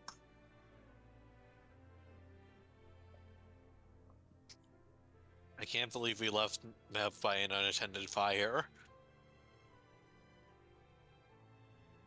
12. You see tracks, but you're not too sure if they're your friends or something else. Hello, guys. She's going to start following the tracks.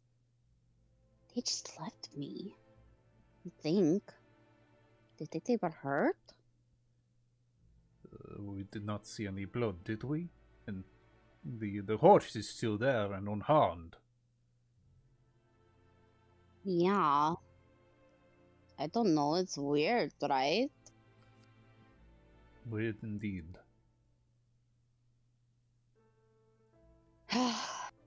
Hello? Is anyone here? Where are you Alright, looking?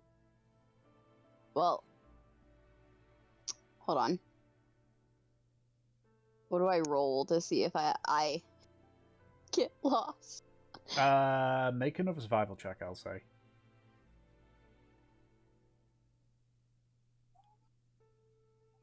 18. 18. Thankfully, you're able to keep your wits about yourself and you don't get turned around and such. Okay. Do I find anyone as I'm searching? Ed, roll another d20 for me. Yep.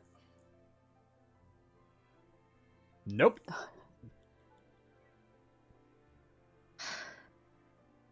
Yeah, I imagine as time goes on, she's getting increasingly nervous.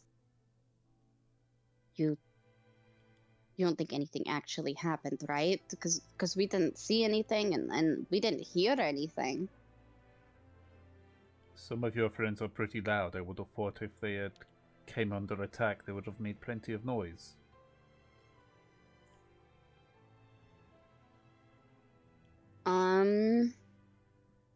How far have we gotten at this point? You've been going for about 20 minutes now. Let's look a little longer and then head back. I guess another survival Yep. for these fucking idiots. 11. Okay. Ed, roll another d20 for me. Still no sign of him. You sort of lose yourself a few times, but you're able to sort of like retrace your steps. Okay. Maybe we go back to the camp and there they are. They just walked off and I went in another direction, right? Right. Yeah. Yes.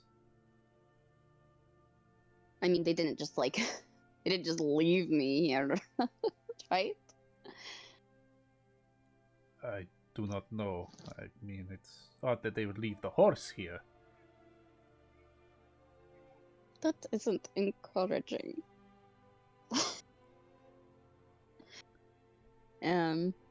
Just gonna head back to camp.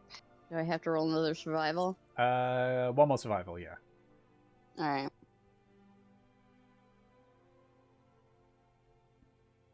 Oh boy. You start heading back the way that you came. You think it's the way you came. You're not too sure at this point. You keep going and going, and you swear you should have found the camp by now. Oh no.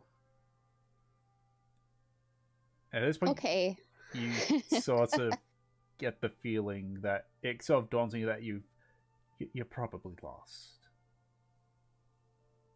Okay. My friends are gone. Lost in the forest. Don't know where I am. Do you have any idea, Valkyr? If that fucking imp was around, we could have just simply asked him.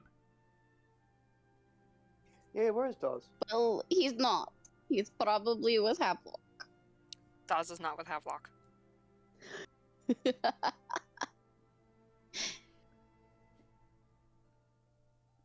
Where is Dawes then? Because he wasn't at the camp. He's most likely still in the tent sleeping. Yep, okay. So he's not here. Mm-hmm. He's not with them.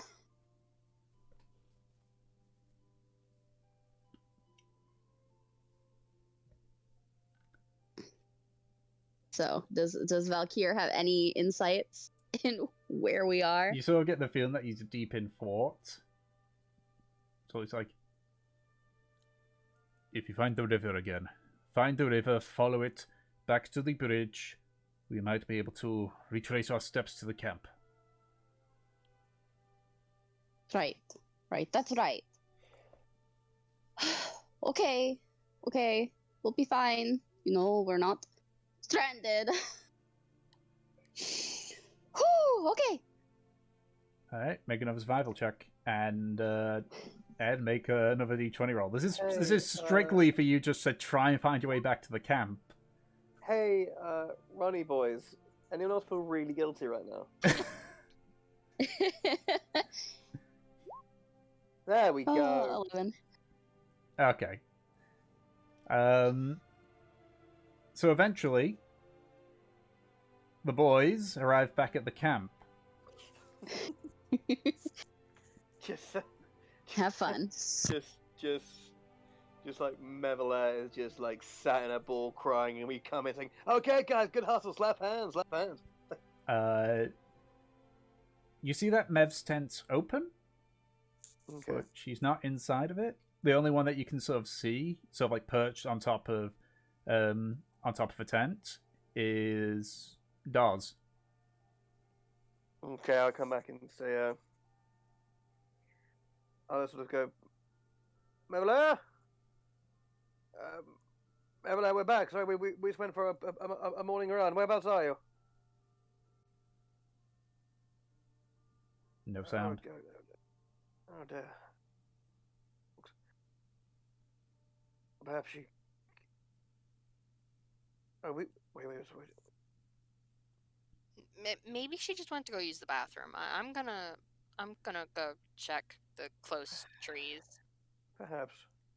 Did no one leave any writing to let her know that we're just going on a run?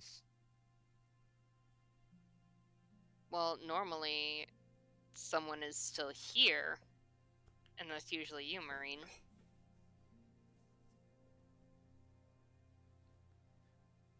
I mean, I was here. Okay, Dawes, did you see her? Nah, woke up, she weren't here. Terrific. Do you even need sleep? I mean, it's nice. Fuck's sake, I'm going to find Mev. Yeah, I guess. Yes, perhaps she. So she woke up in a camp all by herself. She, with no clue of where we went, she probably would have gone in searching of us, and perhaps that is where she remains. Yes, let me look. Can I investigate the camp and like the outskirts of it, looking for like any trace of Mev from this morning? Make a survival check, I would say. Yeah.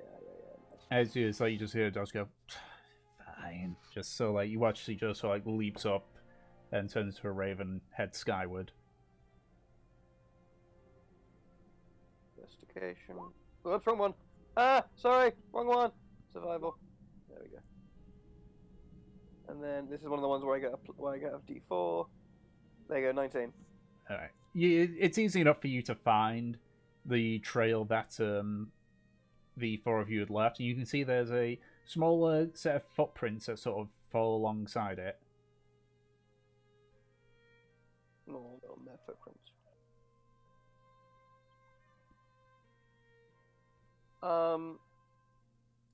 Okay. Yeah. Aki just says to everyone, like, look, see here. Larger footprints, and then a set of more minute ones. It must be Mev. Lee going in the same way we went. So yes, he is clearly looking for us. Right. I luckily thanks to the rain yesterday, it's leaving a decent trail. Right. I suppose everyone follow me, and we'll see if we can find our little friend. Havelock, you have Dawes being our eye in the sky, don't you? Yeah, he's up there. Capital. Okay.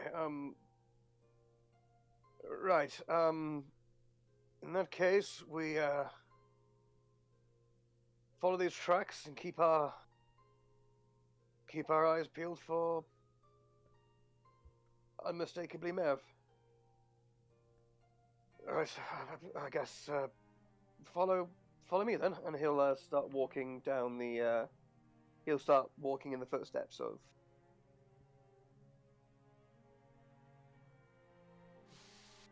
I'm just staying back this time.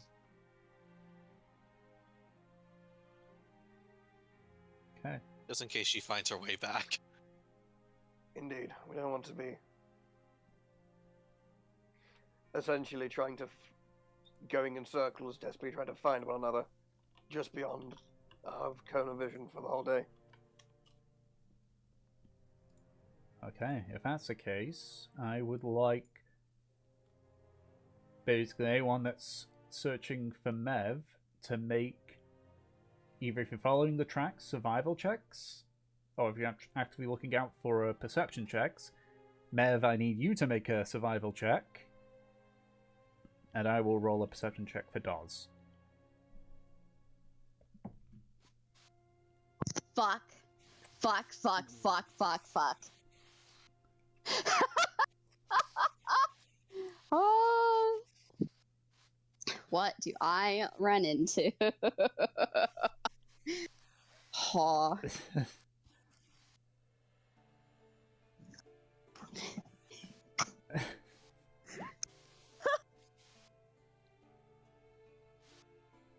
Roll a d4 for me, Mev. Oh, great.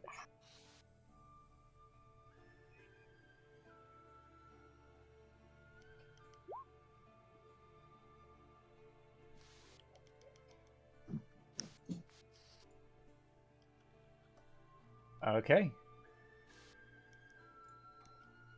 So.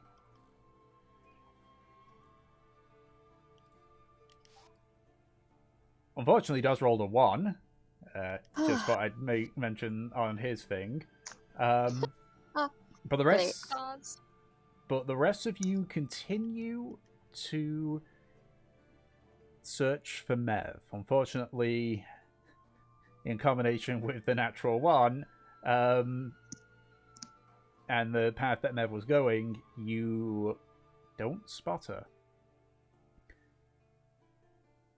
Mev, you continue heading through the trees, trying to recount the direction that you were going in.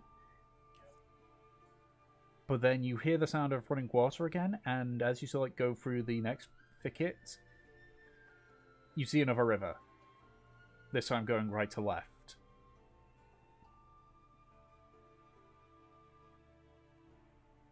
This isn't the same river, is it? It's not. I don't want to assume, but I think this might be the same river. And I don't remember. It doesn't be the same. I don't remember. It doesn't look the same.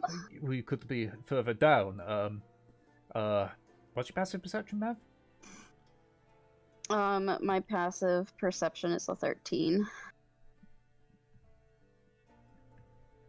Okay. You hear a splash in the water nearby. Oh, tits. Aw. So I guess I'm going to look in that direction. You see what looks to be like almost like a thin wooden lock. Probably about as thick as your torso, almost. And then you sort of watch as one of the knots, what you think's a knot, opens. And you see a reptilian eye look at you. The head of the creature sort of like raises up. Its forked tongue flicks out, tasting the air. You hear the crack of wood above you, and you sort of like look up and you see another one. These are snakes. Giant snakes. I'm going to go to a battle map here. Let's go for a different battle map. And obviously it's down to you on what you do with this situation. Yes, that one will. Okay. Did you guys enjoy your run?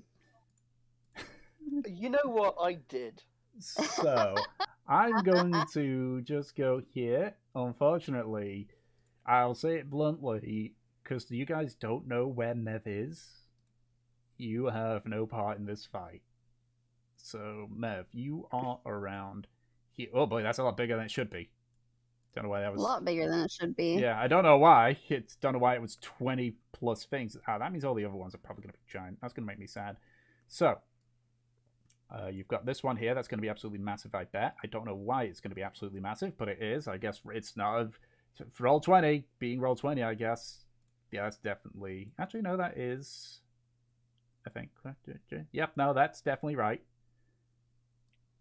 And then there's one here. So, this one here is about 10 feet above you. So I need you to roll initiative, Mev. Yep. I can't click on my token. Oh, I think I might know why. Let's try doing this. Try now. There we go. Okay, that's not bad for Mev. All right. So there we go.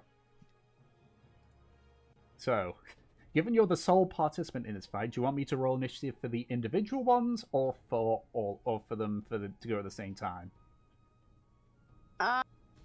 Let's do individual. Spice it up. Okay.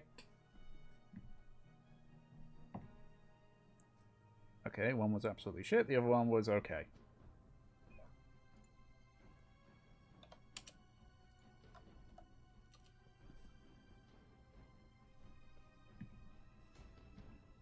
Okay. As you get your glaive out and prepare, you actually hear another hiss behind you. And you look, and in the foliage, you see another one of these snakes, ones which you didn't spot before. Unfortunately, because it, one, goes first, and two, you weren't expecting it, gets a surprise attack on you. So, it is going to... That's a 19 to hit.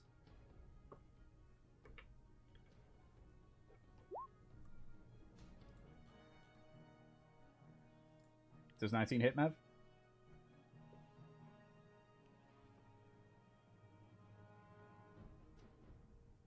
Mev? Peach? Maybe she got called away or her internet died on her. We'll just wait a little bit. It's not like her to just rage quit D&D, is it? No.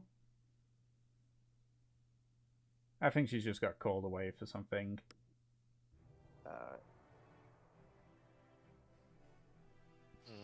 Internet died. Okay. Welcome back. Alright. It just crashed on me. Ah. I have to restart roll 20. It's okay. I assume, does 19 hit? Yeah, 19 hits. Okay. So you take 17 points of bludgeoning damage. Holy shit. And you are grappled. Great. Now, if my roll 20 will load, that'd be amazing. You know, there's nothing like a good jog in the morning to set the day on the right course, you know? Yeah, it's nothing like a whole bunch of bad rolls, which also get a combat encounter as well. It's just great, yeah. Where'd the third one come from? It rolled a natural 20 on its stealth check. I see. Great. Yeah, Alright. That's actually the one that got you. I'm so happy for it. It was a surprise. Yeah, it was a surprise attack. Alright, well, I'm grappled, and this, water guy, the water snake, I guess goes next, right? Yep. And it's going to approach, but it's also going to roll. Okay. Because they're not, snakes aren't usually a unified group, at least when it comes to a single bit of prey. So this one's actually going to attack the one that's grappling, and that's a miss. All right, Mev, it's your turn. It's my turn. All right. We are going to summon Valkyr, like, you can't see it, but past this. Yeah. Just one past. You know what I'll do? Even though it'll be a bit weird, I'll flip it over. I'll flip the map over, basically. As it'll be a bit confusing, but it's just so you have more space to fill that with stuff. Yep. So you're going... Alright, snapping's off, because I was measuring how far you guys have to go. There? Yeah. So Valkyr will appear there. Okay. And then, let me see. Fucking... There's a bonus action, or... Yeah, it's a bonus action. Is there any way that I could use my action to teleport? It says bonus action, but... No, you could use your action to try and break the grapple. Yeah, Or you could attack. Let's attack, because I can't imagine these guys have a lot of health. Hopefully. So, yeah, let's do 2 attacks. Is that with disadvantage because I'm grappled? No, you're grappled, not restrained. It's weird D&D logic, but... Alright, let's hit the one that's grappling me. Okay, first one hits. That's 13 points of damage. Okay. First one hits. How is that looking on it? It looks hurt. Looks hurt. Okay. But it's still got a grip, and you can see it's just sort of like... It's sort of going between, like, trying to...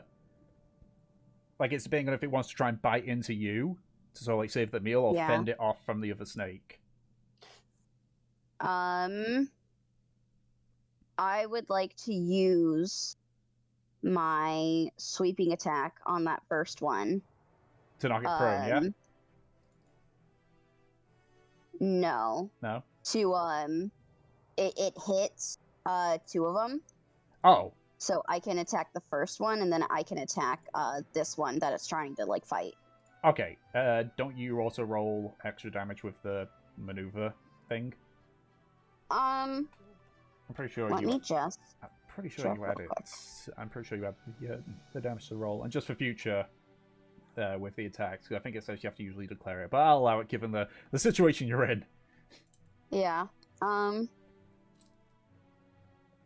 If the original attack roll would hit the second creature, it takes damage equal to the number you roll on your superiority die. Oh, so it doesn't take the damage, it just takes the superiority damage die. Got it.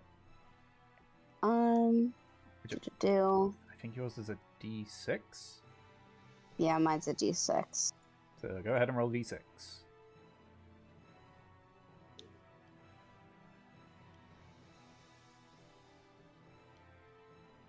5. Impressive. Yeah. Alright, that will end my turn. Okay, it's now this other snake. It's going to try and nab you from this other snake. So it's going to make a strength check against this thing's strength check. Which it doesn't do. So it bites into you. It bites into your shoulder. I'll say you'll take half of the regular damage that you would have gotten from the bite. So you take 3 points of piercing damage. And it sort of like bites into your shoulder and tries to like pull you away, but the other snake sort of like hisses at the other one, sort of like bites at it. This snake, even though he's got you, is not very happy because he's having to fend off 2 others. Oh man, you guys, this is not looking good. Okay, so it's the other snake's turn. Let's see. Yeah, it's gonna try and fend off these 2. I'm not. He's rolling good. Even snakes are fighting over her. Yeah. Okay, yeah, he's gonna bite at the one that just tried to get you. Ooh, that looked pain. That looks like that's gonna be painful for it. So it gets bitten and takes a decent chunk of damage. Let's just go with that. But that's its turn. This other one, again, is it going to go and try and nab Mev? It is not. Wow. Okay. I might be able to do this. Yeah, that hits. And that is that. Which...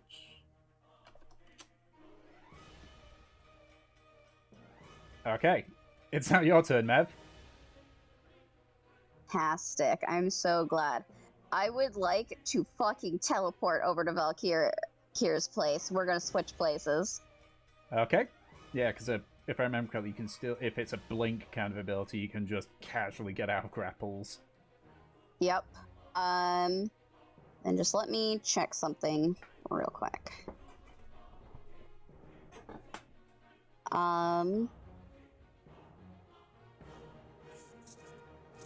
Okay. Then I'm going to go ahead and... Let's see, I have 15 movement. I'm going to go up here. And then I'm going to dash. Okay. Thankfully, this snake was still up in the trees, so it was just out of its attack range. Yep. I'm gonna fucking dash. I'm gonna move it. So that will be just off screen 30 feet. Yep. I'll just go in this little corner. All right. So the snake that was trying to nab you does spot you and does begin to give chase, though... No, he would just be in range, at least for one of his attacks. Because let's see, he falls down there, does that. Actually, no, because you dash, so that's 45. Yeah, no, he... Like, he's able to keep up with the dash, but... Yeah, this one's going to be chasing after you, but he's out of range still. This... Would Valkyr have reached him? No, it was, like, just out. Yeah. Alright. So that one there. So the one that's interacted with Valkyr... I'm going to roll again. No, he's still going to defend himself against the other one. Doesn't quite notice that the small red-haired girl has been replaced by a big burly shadow. Yeah, that hits the other snake. So that brings that one's down to that. This one is... Oh, okay, so the snake that... This snake is going to go for a bite on Valkyr, then. Yep. What's your armor class? My armor class is 16. Okay, it would have missed. What'd you do now, Mev? I am going to dash another 60 feet. I'm going to use Second Wind. Okay. So that is So 1d10 plus 5. Mm-hmm. Okay. Thank God, I need that. Yeah, did it, like, wipe out a good chunk of your health there? It knocked me down to half health. Ooh! Good thing again that snakes aren't typically pack creatures, especially when there's only a single morsel. Oh yeah, no. If they had all attacked me, I would be dead. Yeah. Okay. But yeah, no. Actually,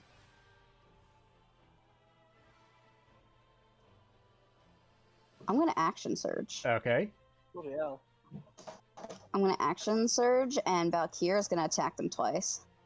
Okay. Gonna attack both snakes. This one that's holding on to him. This is the one holding on to him. Oh, okay. Yep. I had to flip it over because. Yeah. All right, Valkyr. Let's see what you got. Got the same stats as me, so. So technically, I already know what you've got, but that's besides the point.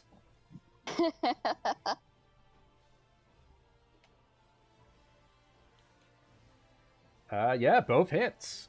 So let me just Woo! do that. So that brings it down to the one that that has Valkyrie grappled is looking pretty rough. All right, awesome. That'll end my turn. Okay. So this snake, this one actually gives up the chase eventually. Awesome, fantastic. And I would say also as well at this point, because these two are still fighting over I think you're also when you crashed it for a second there. Because these two other snakes are still fighting over Valkyrie, I'm just gonna roll to see if these two attack, but then for the sake of it we'll say, okay, yeah, the yep, okay. Oh wait, let me just quickly check some out. No, okay. Oh, actually, it says target's restrained. Ah, well. That was my mistake, but it wouldn't really matter much. Yeah, it wouldn't make much of a difference. Alright. Okay. Yeah, the two snakes just continue fighting until eventually it gets... Because I'm assuming at a certain range, Valkyrie just puffs out. I think it's like 120 feet. Yeah, so, eventually you hit the 120 feet. But you're able to just about escape.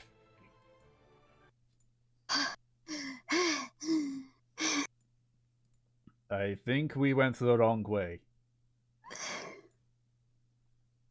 The wrong way, and we're lost, and everyone's gone, and I was just bitten by a snake.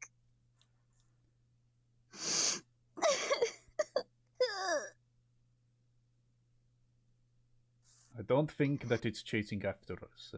Let us sit and wait for a little bit. Okay.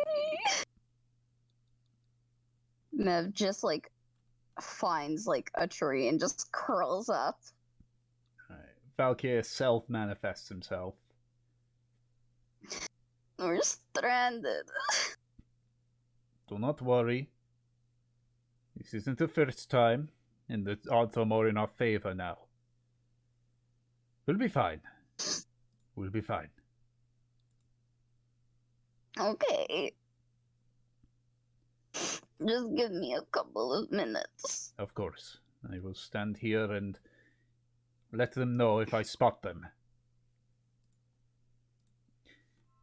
With the other guys, again, survival or perception check.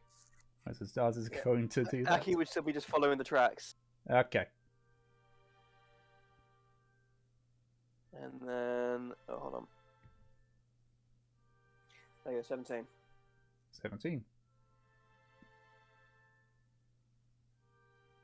Okay. So, There we fucking go. Okay. at this point, you guys are at the part where Mevelair backtracked and got lost initially. So you're still on the right track. Daz, who has been slowly just circling around, gradually getting bigger and bigger, rolled really fucking good.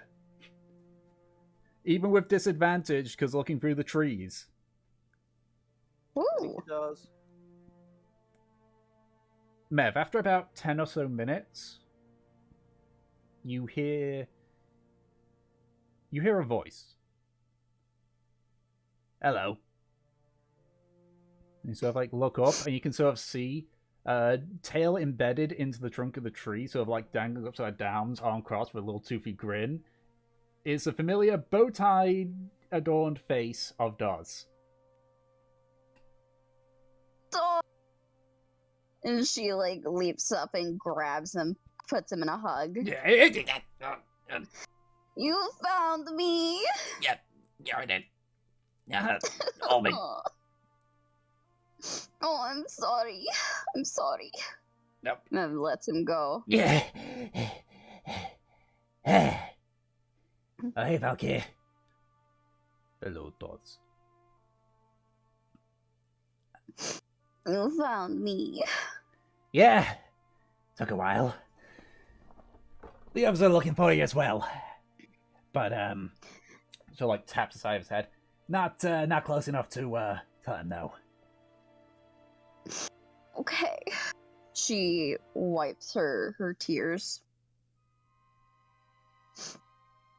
Can you lead us back? The normal, like, general confidence that Dawes have sort of falters for a second, before he's like, yeah,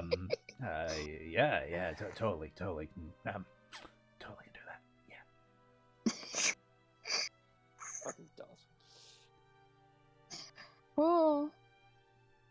Mev just nods. She's excited for, like, anything. I tell you what, how about this? So, like, lands on your shoulder. I'll focus on trying to get in contact with Havelock. You just keep going.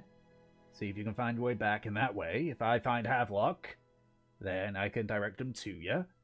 Or we find the camp and then we can wait for them to come back and, yeah. Okay. Alright. He just sort of, like, squats down a bit more, like, still stays in his imp form. And so, like, lightly wraps his tail around your neck just for support. Yep. Alright. I bet I get something from this from Havelock. Make a note of check for me, Mav. Jesus. Do I get help from Dawes since he flew through here? I would say yes. Yeah. Okay. It's a fun day, guys. Yeah. It's a fun day. Fun start to Having the a day. good time. Fuck. Holy shit. And just to check, What an adventure. and just to check Havelock, what's the range that you can communicate with Dawes from? Should be like a mile. Guys, I gotta get going. Okay. Something just All came right. up. We'll wrap it up quickly then. Oh, and he's gone. We'll wrap it up quickly for his sake then. And we've only got 30 minutes anyways. Yeah. Like 100 feet? 100 feet. Okay.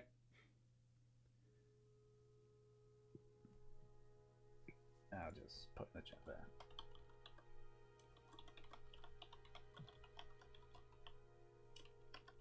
Just because, there we go. Alright. So. You're much more timid and slower for this one as you're sort of keeping an eye out. You just sort of like make your way through in silence, with the occasional bit with Dawes just saying like, no, to the right. Okay. Go to the left. You're going off track again. Right. She makes like the little corrections. Still can't hear. Oh, keep going straight here. Walks forward.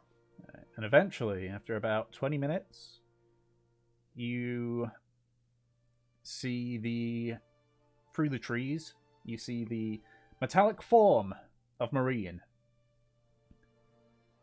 And if I know any better, I'd say we're at camp. We're at camp. Yay! Still can't hear Havelock, so I might have to go find them as well.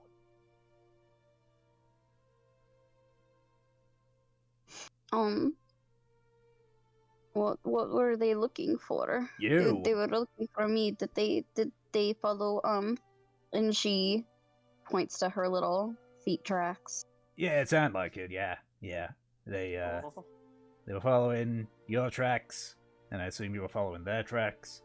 Man, this is gonna be really awkward. You didn't run into anything bad on the way over there, did you?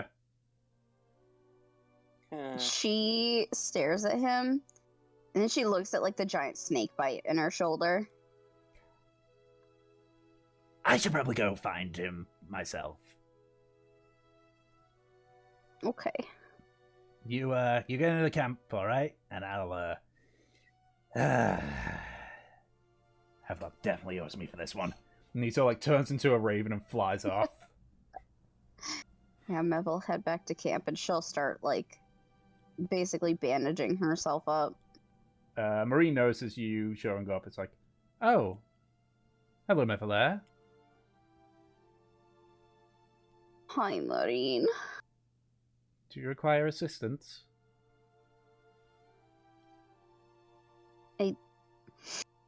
I think I'll be fine. I can do it. The others are looking for you. I know. Dawes is going to get them. Well, hopefully they'll be fine. Hopefully. The rest of you, go ahead and make your perception or survival rolls.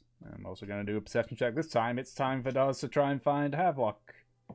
Because of the... Okay, well, I'm going to switch to perception. Because of the communication thing, he gets advantage for that. 19.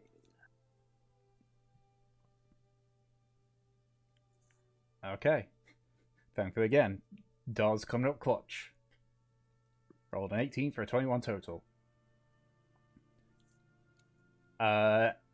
So you guys start continuing on following the path. You sort of realize that it's starting to follow the river downstream. And then eventually, Havelock, you start hearing in your head. Hello, Havelock. Hello. Hello. Dawes! Oh, thank gods. Where are you? I'm in trees. I'm in a fucking forest. What do you want? Where's my Valere? She's fine. I found her. She's at the camp. I'm going to Eldritch Blast in the air, get your ass over here, and get me back to camp. Fine. Jeez, when did I become the team's tracker? Since you crawled out of my fucking cauldron. I just... Can't even argue. I would like to Eldritch Blast. Okay. You Eldritch Blast upwards, sending a cavalcade of leaves and twigs falling down. There's a bit of silence before he says, yeah, actually, maybe it's better if I just direct you. Go left and, like... I'd say follow my voice, but that's kind of not going to work. Go left! Go left! Alright. I'm going left. And bring the others too. Last thing I want is to go on another round of searching. See, I don't know where they're at either. Oh, you have got to be kidding me.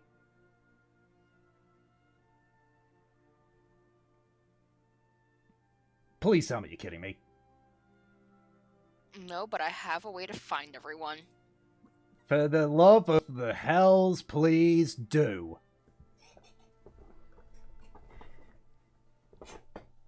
I'm going to...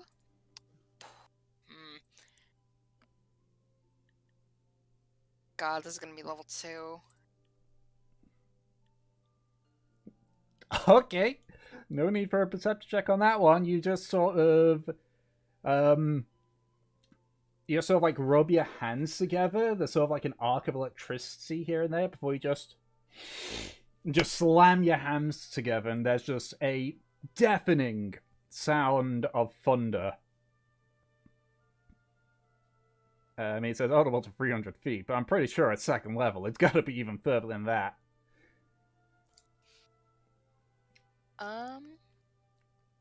No, it's just more damage. I know, but I'm just saying thematically, it has to be more audible from that. So I would say, for the sake of it, like everyone hears it. It's like, he even hears it. I'll say, yeah, that'll work. So pretty much everyone hears this, because I'm pretty 600 feet is a long fucking distance. Also, do any creatures take this 3d8 thunder damage? No, because the damage is only within a 15-foot cone, or 15-foot cube around you. Yes. You do scare pretty much. You do scare every single bird within a 600-foot radius, though. Look out, Dawes! We got birds! Yeah, I noticed. I'll fucking send you back to hell. Please do! After today, please do! Fine, get your ass down here and I'll punt you. Yeah, could we do it a different way? No. Fine. And, so what do the other two do? Because you audibly hear the sound of that, of that thunder wave. What I asked, like, the hell was that? Couldn't have been a natural phenomenon. Hold on, it might be. Yeah, but it could be something else. Yeah, I'll go towards the sound of the thunderclap. Okay. Easy enough to do, given just it's a fucking thunderclap. It's a massive thunderous noise coming from within the forest itself. And so eventually, you find Havelock there, alongside Dawes.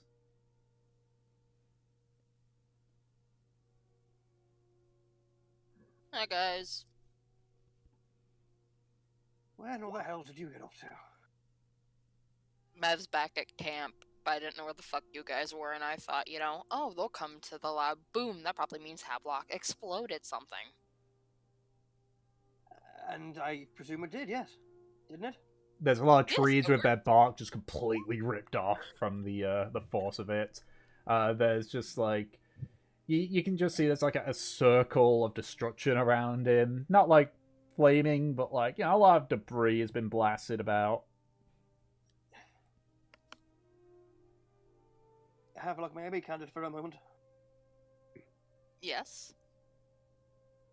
I fucking hate this forest. Yeah? You and me both.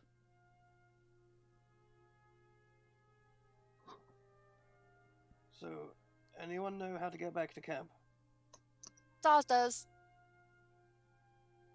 Right, so follow the hellspawn and keep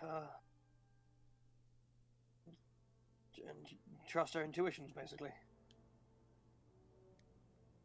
Yeah, essentially. All right. Come on, buddy. Lead the way. Lead the way. You're following me. I'm gonna fly up above so I can actually see shit.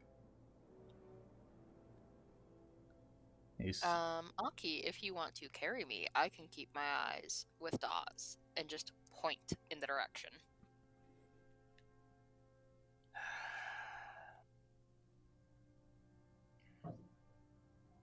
Are you sure it's just because you're not just out of laziness? Or... I cannot see when I am looking through Dawes' eyes. Can't hear either, so go ahead and say whatever you want to say about him when he's looking through my eyes.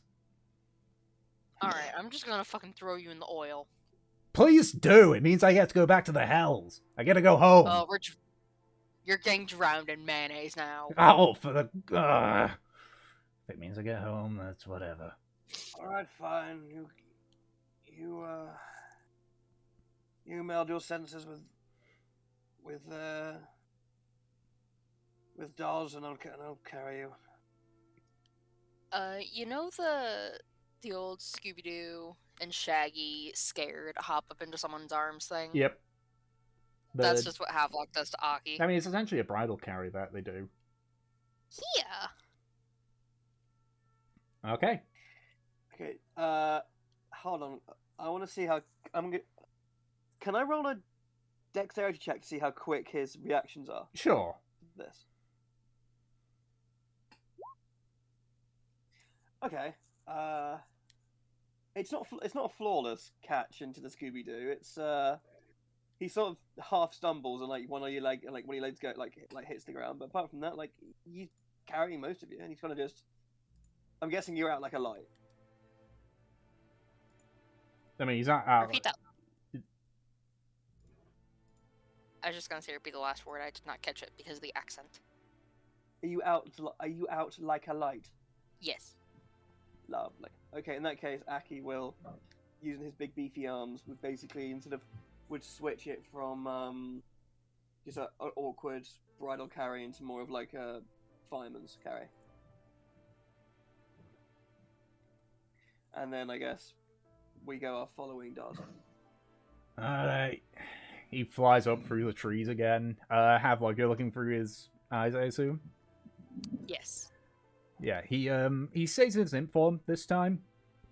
But he's just sort of like flying a bit, looking back around, like trying to spot you. it's a very slow process. But eventually, he swoops down into a clearing, turns around to face you guys, and through Daz's eyes, you can see that you're back in the camp. I fucking drop it as soon as I see camp and find Mev. I'm running over there. I'm smushing her face. I see the injury. I'm giving her a ton of fucking smooches on the face using all 5 Leon hands for her. I have what? She's also you can also see like clear bruising around her arms and such, where the snake had like wrapped around and squeezed hard and such. Evelair, what happened to you? I got lost and then I was attacked by snakes. Where were you? I was with the guys. We were going for our morning run. Everyone was gone. I wasn't. You're getting drowned in mayonnaise. Oh, leave him alone. He's the one that found me.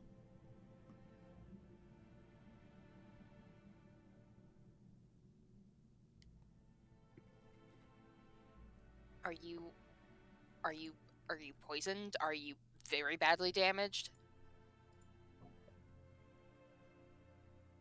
I'm fine. She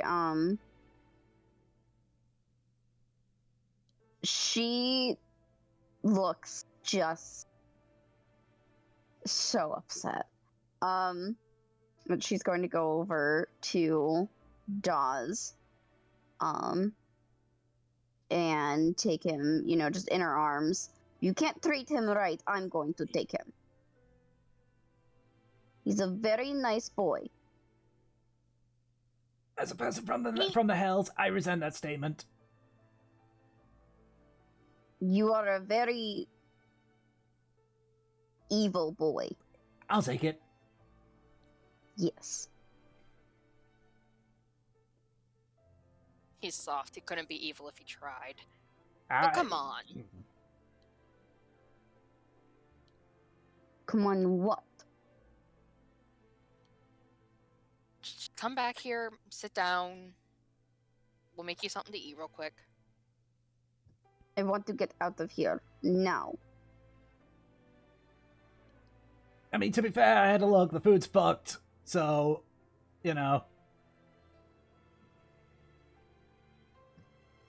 Alright, get in the cart. Guys, let's get shit packed up. Let's go. I want this done in less than 10 minutes. Alright.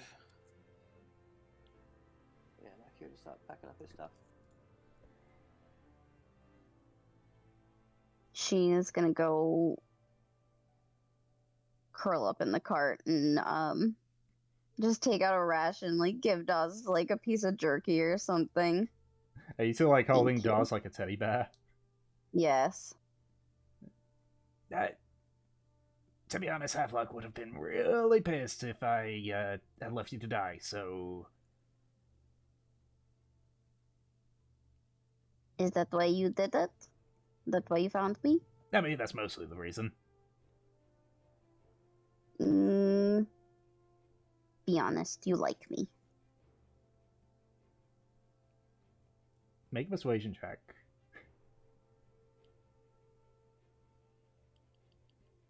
Persuasion.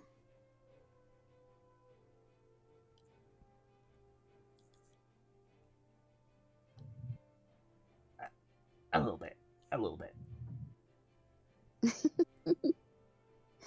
It's okay. I won't tell anyone. Please don't. And especially if you ever go to the Nine Hells, definitely don't.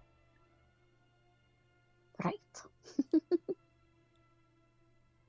Alright, so you have the horse all saddled up. You very quickly make your way out of the small forest, which has caused far more inconvenience than any other forest has so far, to head back onto the main road back towards your journey. And that's what we're going to call it for this episode. That escalated quickly. Like, oh boy. You don't say! I was just here like because I have it here where it's like, okay, if it goes bad, then get lost. If it keeps going bad, then I'm gonna have to start throwing encounters in. And then it's like, Kept going bad. yeah, it's like, okay, it's going, okay, it's doing, okay, it went bad. Okay, so long as it doesn't, that's a natural one. Yep. It got worse. It got worse. That was a so that you are aware of what you were fighting. That was a giant. Those were 3 giant constrictor snakes, which are challenge rating 2. Yeah. Which means a party of 4 at 2nd level would have a hard time. You are an individual of 1 at 6th level. We're Whew. 6th level? Yeah, I think you were 6th. Pretty sure you're 6th level. We're 5. We're 5th. Unless this is Tom telling us emotional damage, let us level up. No. I could have sworn I put it at 6th No. level. Maybe I was thinking of something else. I might have been thinking of something else. Maybe it was like an NPC that I was making for funsies. Yeah. And it's like, But, and I thought they were 6th level. Yeah. Yeah. Ooh. That hurt physically and emotionally. Yeah. I feel like that's going to lead to some conversations later. Oh, yeah. Yeah. That's a nice shared struggle to talk through, Nita. Oh, yeah. You know. And also, Hero does, apparently. Rolling really good on his perceptions. Yeah, he did a great job. Yep. Boy. I say it was a mixture of good. It was a good mixture of good luck, bad luck, and it just went places. Yeah. Like good luck in the fact that not being pack creatures, the constrictor snakes were more fighting over who gets the food. Mm-hmm. And also good luck the fact that because I had it where it's like, okay, if it rolls an 11 or higher, then they attack each other. If it rolls below a 10 or lower, it attacks Mev. Yeah. Only did it twice. Thankfully, they only did it twice. So, Yep. dodged a bullet on that one. Dodged a bullet. Mm-hmm. Did you all have fun? Have a good time? I did. Even though I was just there like, oh god. Especially when you said like, oh, I needed that because that knocked me to half health. I'm just there like, uh-oh. Yeah. Yeah, no. Knocked me to half health. It was scary. Yeah. Yeah.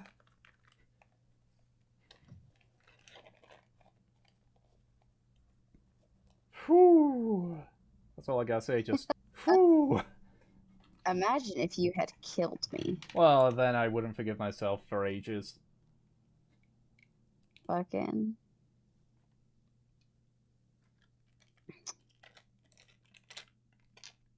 You die alone with constrictor snakes. Teach, unlock new fear.